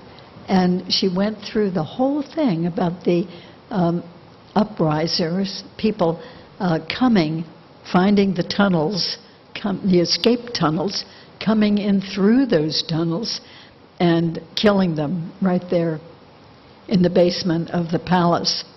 Now, this woman had, sure, just like all of us, she's heard of the Russian Revolution and the killing of the Tsar and his family, but she hadn't read anything about it. She knew no details. She just heard of it, and that was enough. But she came up with all these details, and then subsequently she read about that historically, and all the details about the basement, the underground tunnels, the rebels coming in through the tunnels and killing them right there in the basement, that all was true. So I think that the regression was true. Now, the last topic that I'll get into. Okay. It happens in my house a lot, too. What was that? What was that noise? I always feel better when I realize what it was. Many people have had past lives as extraterrestrial beings. So I'm not talking about people who were humans and had encounters with extraterrestrials. I'm talking about people who they themselves were extraterrestrials in previous lifetimes. And that's come up a remarkable amount. The first one of these that came up was before I ever even thought about ETs, before I ever knew that they existed, before I knew anybody was having encounters. And so a woman came for regression to why she had this persistent anger. And would just come out in inappropriate times. She didn't have a bad life. She hadn't been horribly treated. And she just wondered where that came from. So we did a regression. And to my great surprise, what came out was that she was a male extraterrestrial being, tall, thin, grayish, brownish, very bland looking, and her whole environment on that planet was gray, brown, no plant life, nothing green, no water that we could see in this scene. I don't know how she as a he, E.T., I don't know how that life was able to live. But anyway, she was very bored as that male, bland, dull E.T. Nothing exciting was happening at all. But in his years of learning, he had realized that there was a planet, and they called it planet Earth, where there was a lot of, not only a lot of things happening, but a lot of emotion. Good, bad, up, down, in and out, a lot of different kinds of emotion.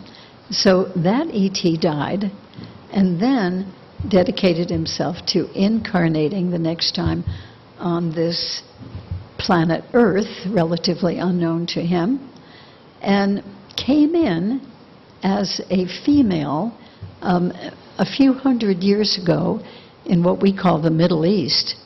And she was a young woman of great beauty and some charm, and she was chosen by the Sultan to be his wife. And she became his wife. So she had a very favored position because she was the first wife of this Sultan. And then as the years went on, the Sultan took on more wives, ever younger. And as she was aging, the younger ones looked more and more beautiful, more and more desirable for the Sultan. And she was getting really protective about her position. After all, she was number one wife. But there was a young one there, a young wife, who was very envious of her and her position.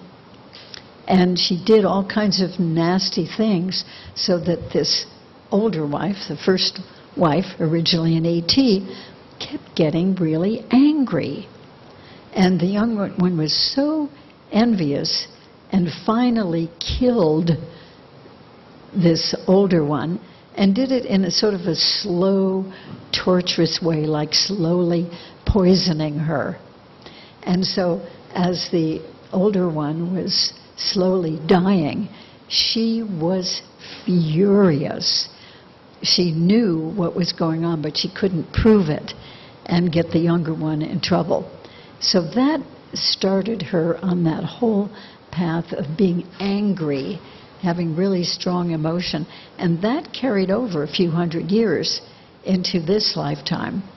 After we did that regression and released it, she reported, I continued to see her for a while, that, well, you know, I just feel so much more comfortable. I just don't seem to be reacting in anger like I used to.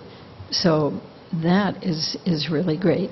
Then another one that happened, and this was before I had any awareness of extraterrestrials, a woman came and she wanted to know why she had a fear of going to new places and getting lost, a really pretty serious fear, getting lost and marooned or getting kind of stuck there. What she found out in regression, that she was a male extraterrestrial, and she and another male extraterrestrial from another planet came on a small spaceship. They landed here on planet Earth in an open field, and that field happened to be by a river, and they could see that there were some structures along the way across the river. Well, eventually they needed food, and so they walked along this big field. They eventually found a bridge. They just didn't know about this water stuff. I think they felt it, and it was cold, and they just didn't trust it. They didn't want to cross the river by going through the water. So they found this bridge and went over and got the food and so forth. But then when they came back, they apparently wandered way too far, and they couldn't find that bridge to get back to the other side and get back to their craft. The craft seemed to be okay. It had not crashed. It had just landed. And so they were afraid to go in the water. They even tried wading into the water, but it just seemed so foreign and as if it would really harm them terribly. So they just stayed on the wrong side of the river and eventually died there. So that wasn't a great outcome. Okay, thank you. Just quickly, you can be thinking if you have any questions in the meantime. There was a lady, I regressed years ago, probably around 1990, and she was wondering why these three little white beings kept showing up in her room.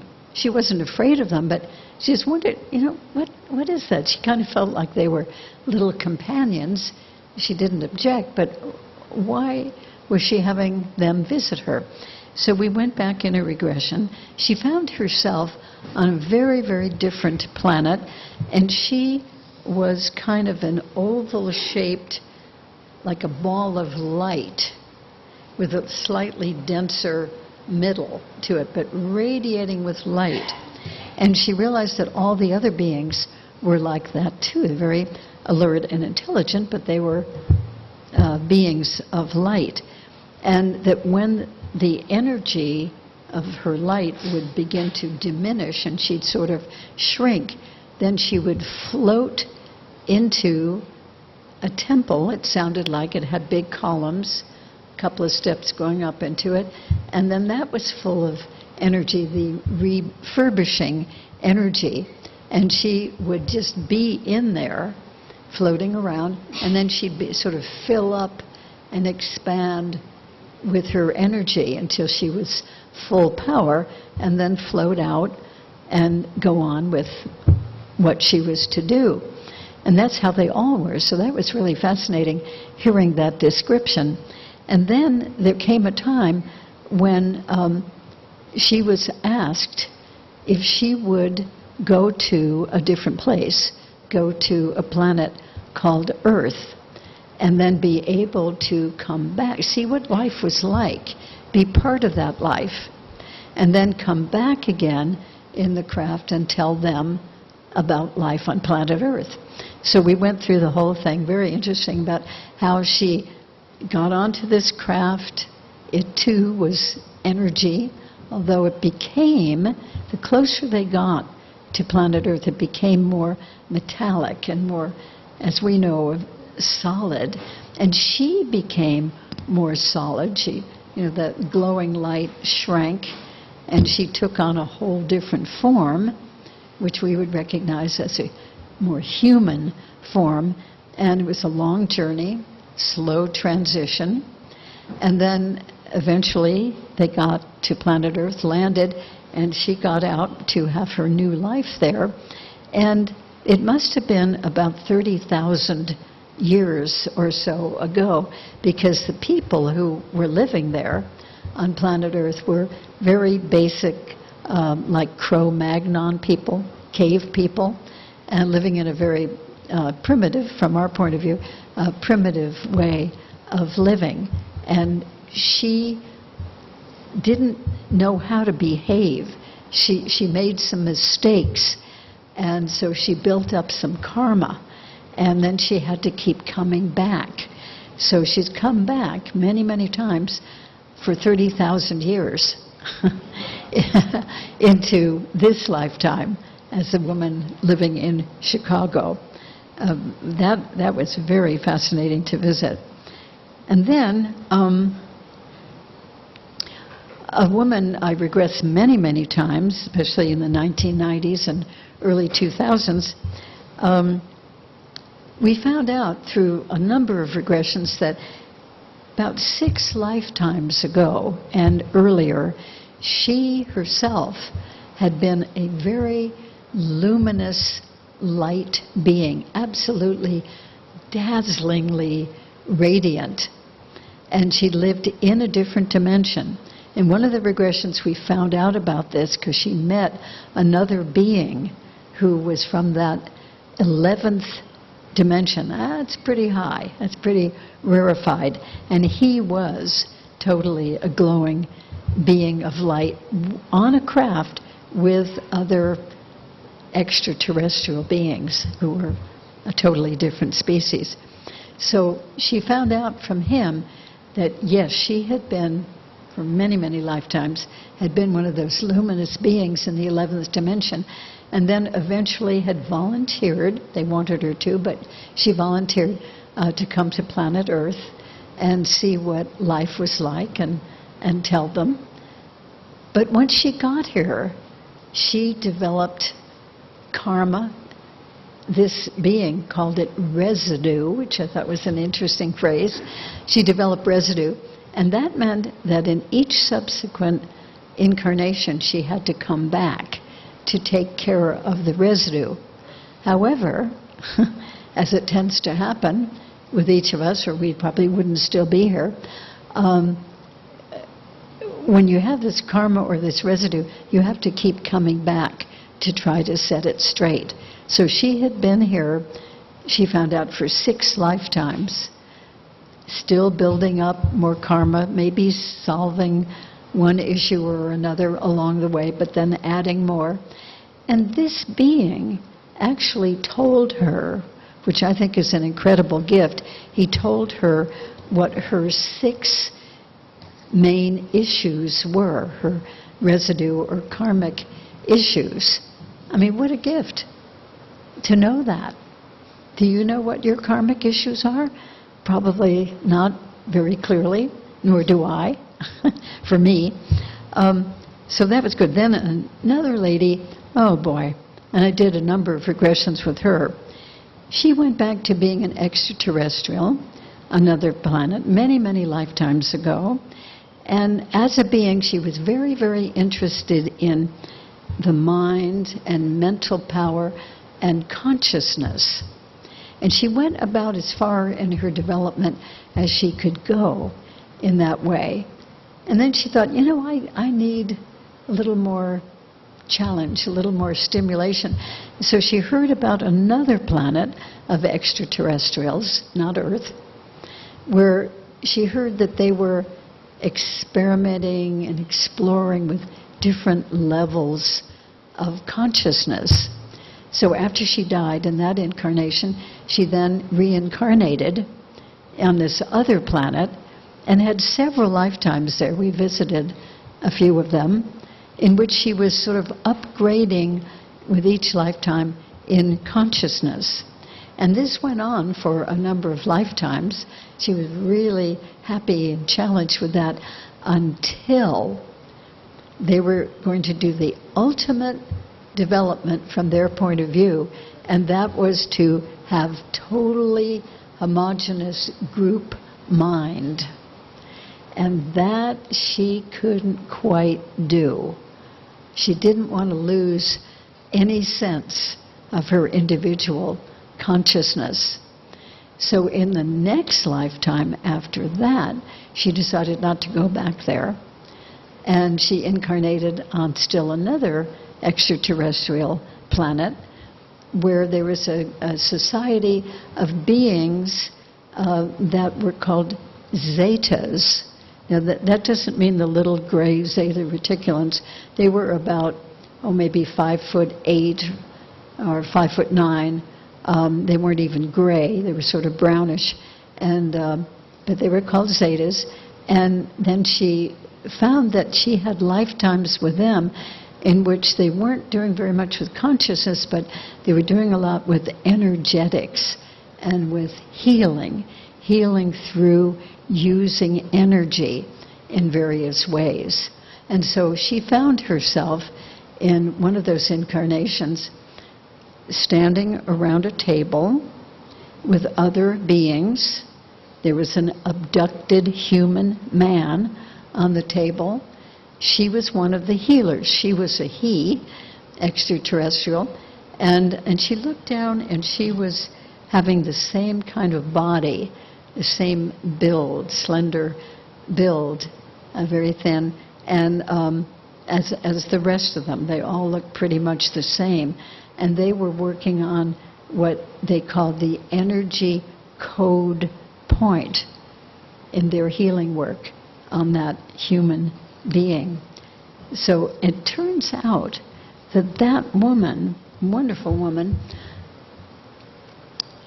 even before she got to the Healing Lifetimes, had left her corporate job. She was rising up very nicely on the management ladder, had a really good job, good future, good benefits, all that.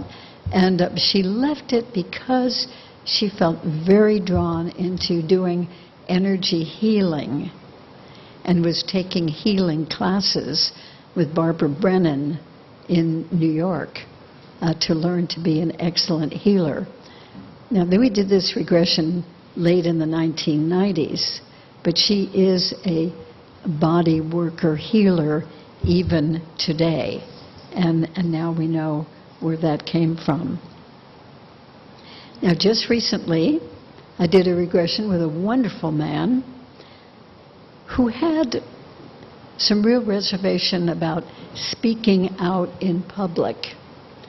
He had a lot to say. He was very articulate, but there was this real discomfort. He knew he would be speaking out in public, giving lectures and presentations, and so he kind of had to get over this real discomfort about speaking in public. At one point, he had a little glimpse, like a mini spontaneous regression, of having been stoned to death. And this was really bothering him for a period of time, so he came for a regression, and we found himself on Atlantis long, long ago. We don't know how many thousands of years ago. And Atlantis at that time was populated by a number of different species of extraterrestrial beings, each from their own species, each their own planet. And they were living here. They had been living here for probably a few hundred years at the time of this regression.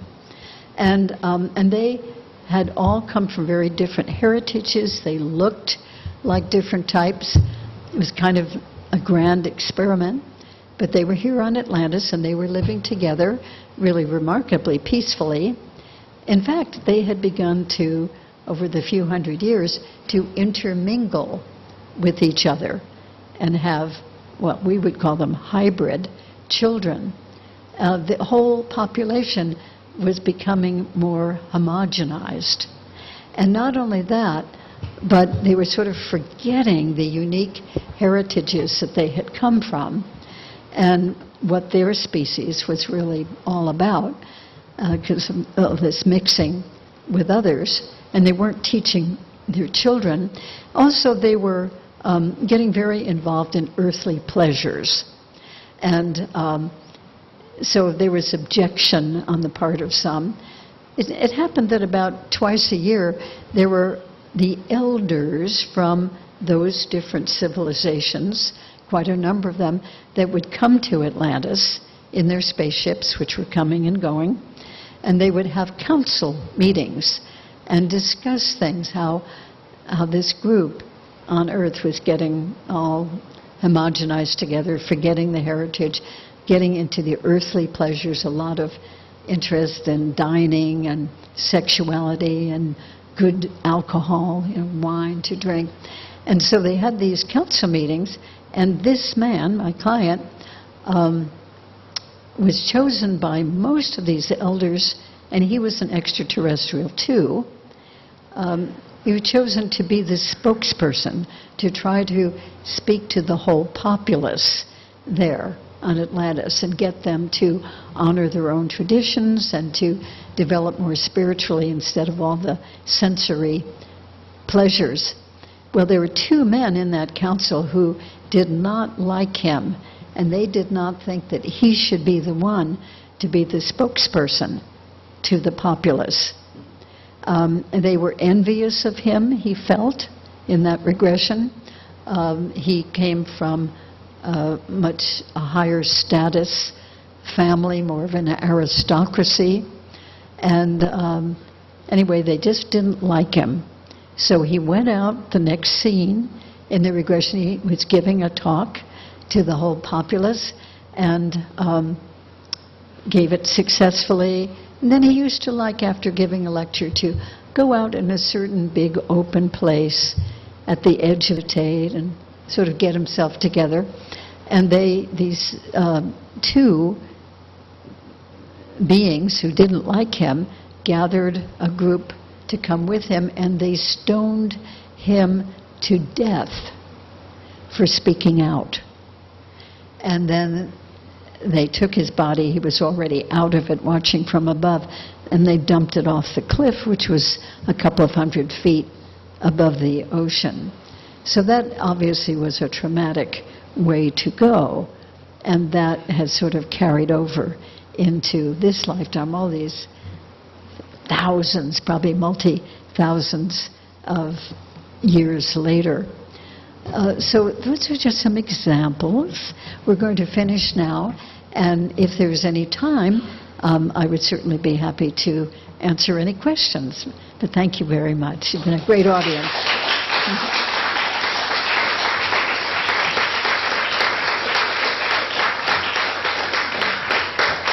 Do we have time for questions? We have a live mic. There's a live mic over here if any of you guys want to come over and ask a question. Test 1, 2. Okay. Does anyone have a question to come up? Okay, we have one coming. One brave soul. Brave soul.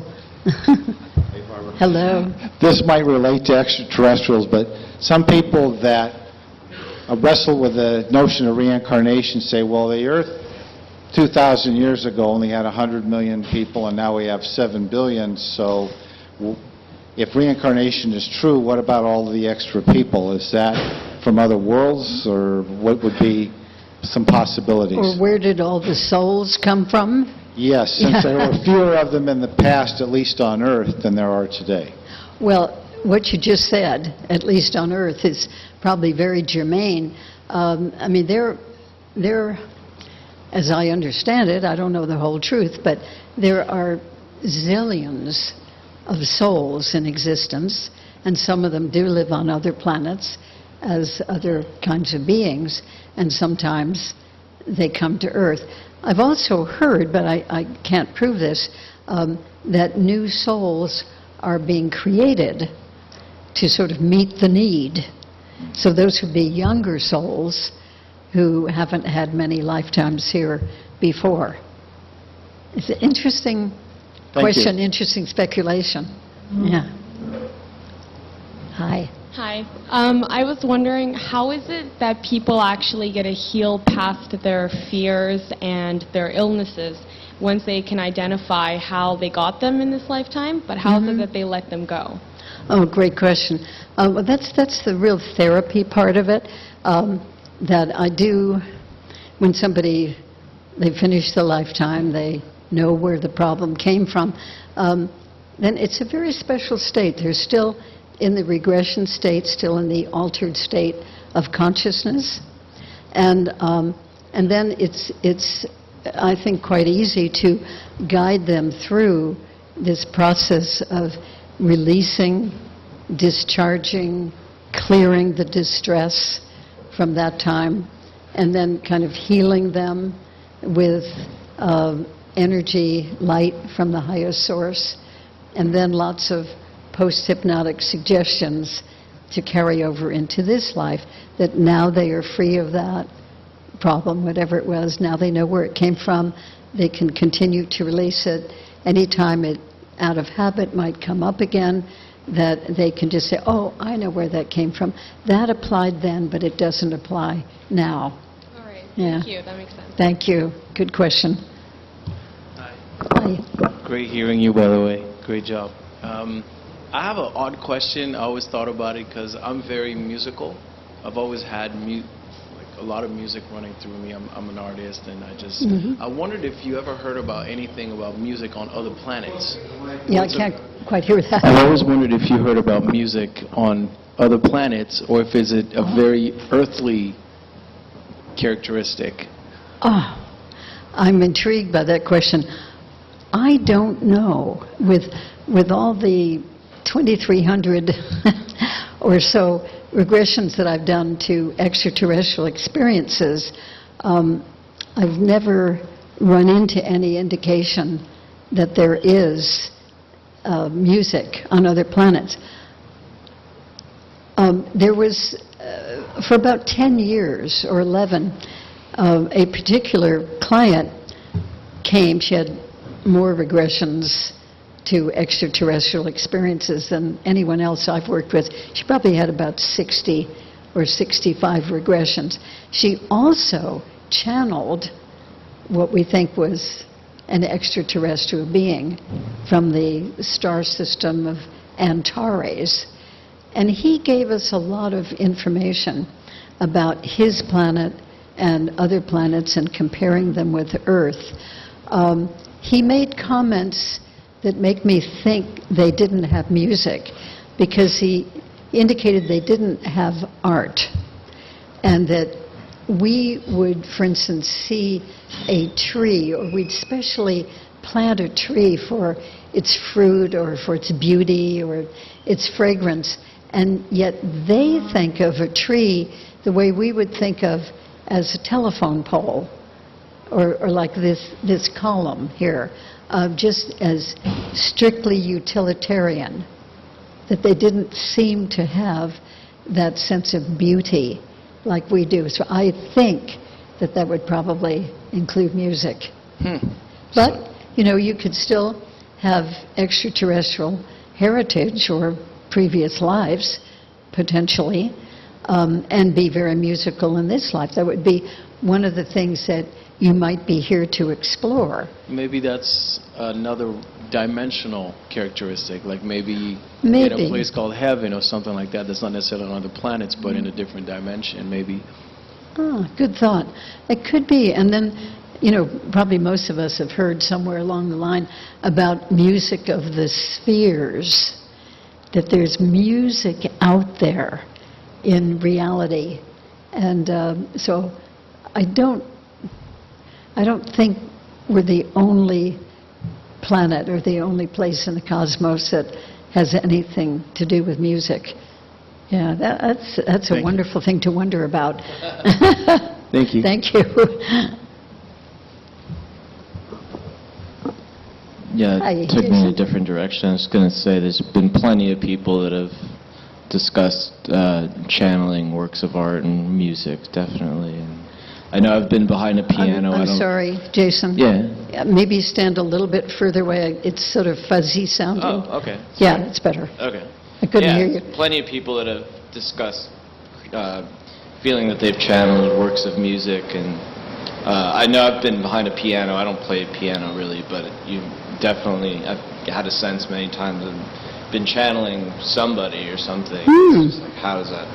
But I was thinking about, did you mention earlier in your talk that you said something about a soul is essentially a single unit? I was thinking about like composite souls and multiple personalities and how that would conceptually play into the model that's being presented. Yeah, I mean, there certainly are theories that I've been aware of, too, of kind of an oversoul, like the Seth material, channeled by Jane Roberts, talks about that, and that how there are different sort of pieces or fragments of that oversoul that live different lifetimes. So they're sort of related to each other, kind of like one soul would sort of fracture out into different experiences. Now, I don't know if that's anything more than a theory. It's a very interesting theory, but in the regressions, that doesn't come up. It seems very specific.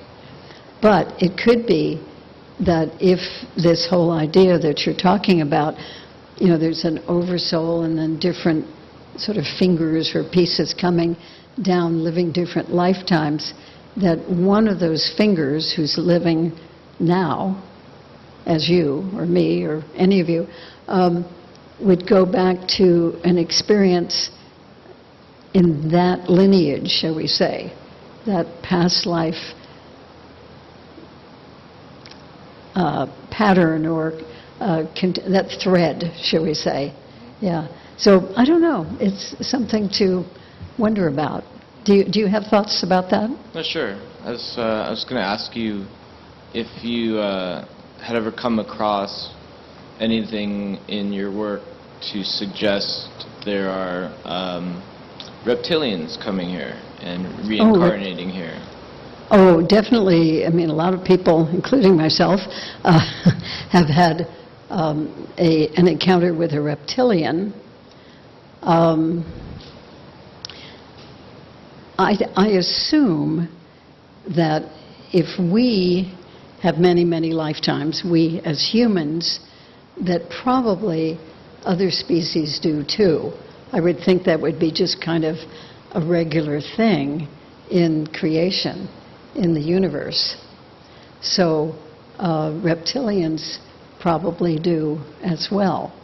And then there's the whole question of, are they in this dimension, this 3D reality that we're living in temporarily in these lifetimes? You know, do they come in from another dimension, which seems like is the case sometimes. I was going to say, does cosmic reincarnation, if you will, shatter the prime directive? Will it shatter the Does prime it? directive? Yeah. You know, I think those questions are fabulous. And from my work, I couldn't answer them. Great talk. Thank you. Keep thinking. Keep asking. It's great. Okay. Hi, my name is Hi. Lance Carson. From your regressions, have you made across any indication that there have been more advanced civilizations living on this earth, more advanced than we are, perhaps it's a moose, that have disappeared for some reason or another? I think, yes, have there been more advanced beings living here? Yes, I definitely think so, for a couple of reasons. One is the occasional regression, like the one I gave the example of Atlantis, when those beings seem to be very much more advanced in certain ways than we are. And then they've come and apparently gone. And then people like Graham Hancock and Michael Cremo and other wonderful investigators keep finding that there's evidence of very intelligent life. Michael Tellinger is another one. Very intelligent life that's lived here way beyond our history. Talks about prehistory. And there's evidence on the earth in Bolivia and, well, a lot of places where it's thought that these structures left there. Baalbek, Lebanon is another one, the pyramids of Egypt, that very intelligent species of some kind, we don't really know what kind, whether they were human, advanced humans, or whether they were extraterrestrials, very advanced, but they actually have been here for a while and building these things.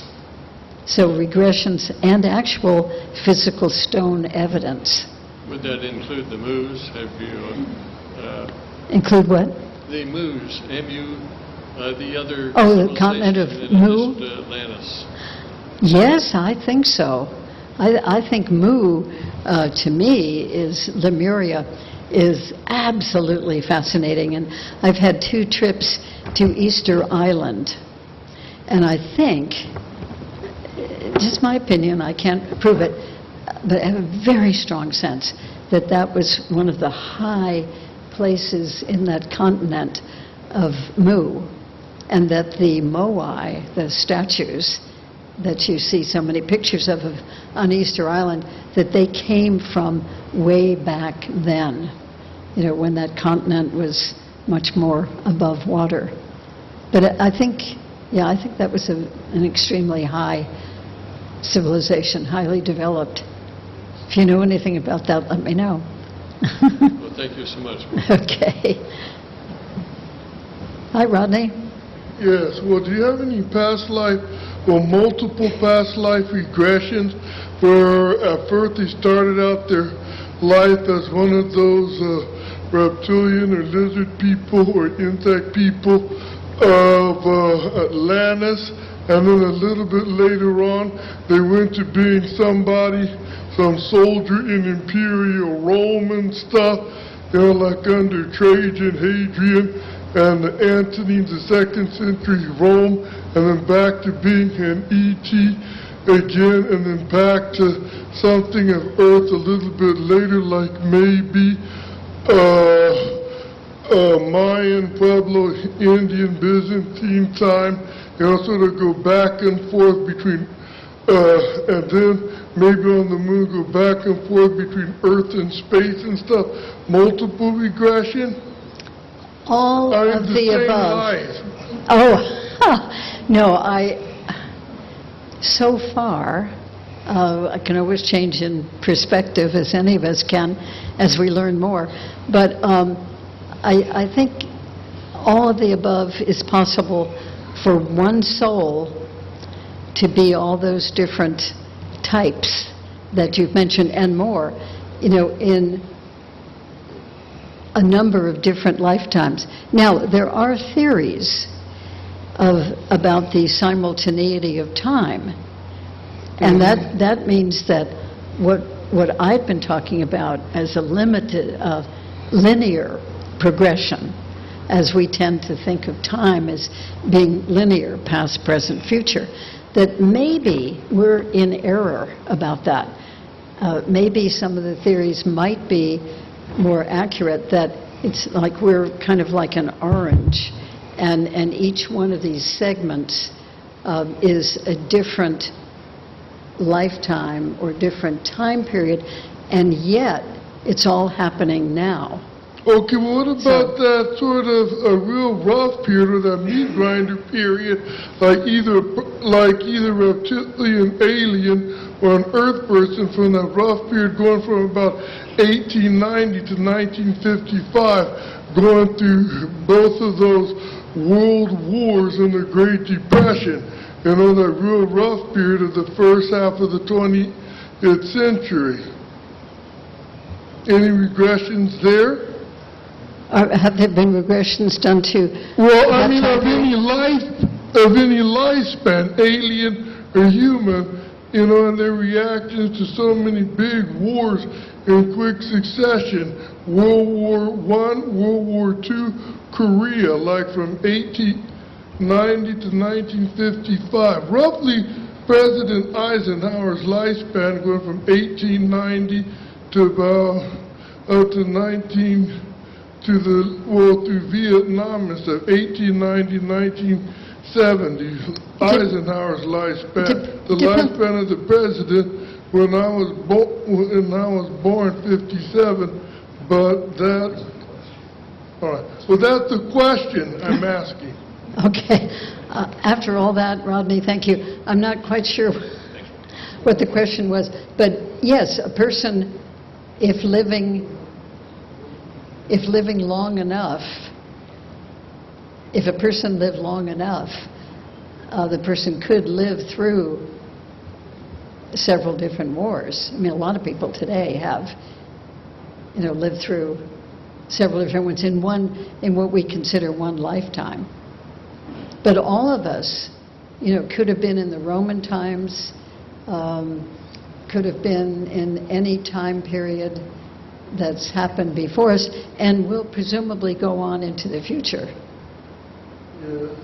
But probably in a different lifetime. And then we may go to different planets, because we may have come from different planets. I think that's exciting. Thank you. Okay. Okay, Barbara, we're going to wrap it up. It's a little late, and we really thank you so much for coming and giving a great presentation. You're welcome. Thank you. If you guys have any other questions for Barbara, please feel free. Don't forget, for those of you who have joined us, we have UPARS membership cards there for you. And we'll see you next month. Thank you.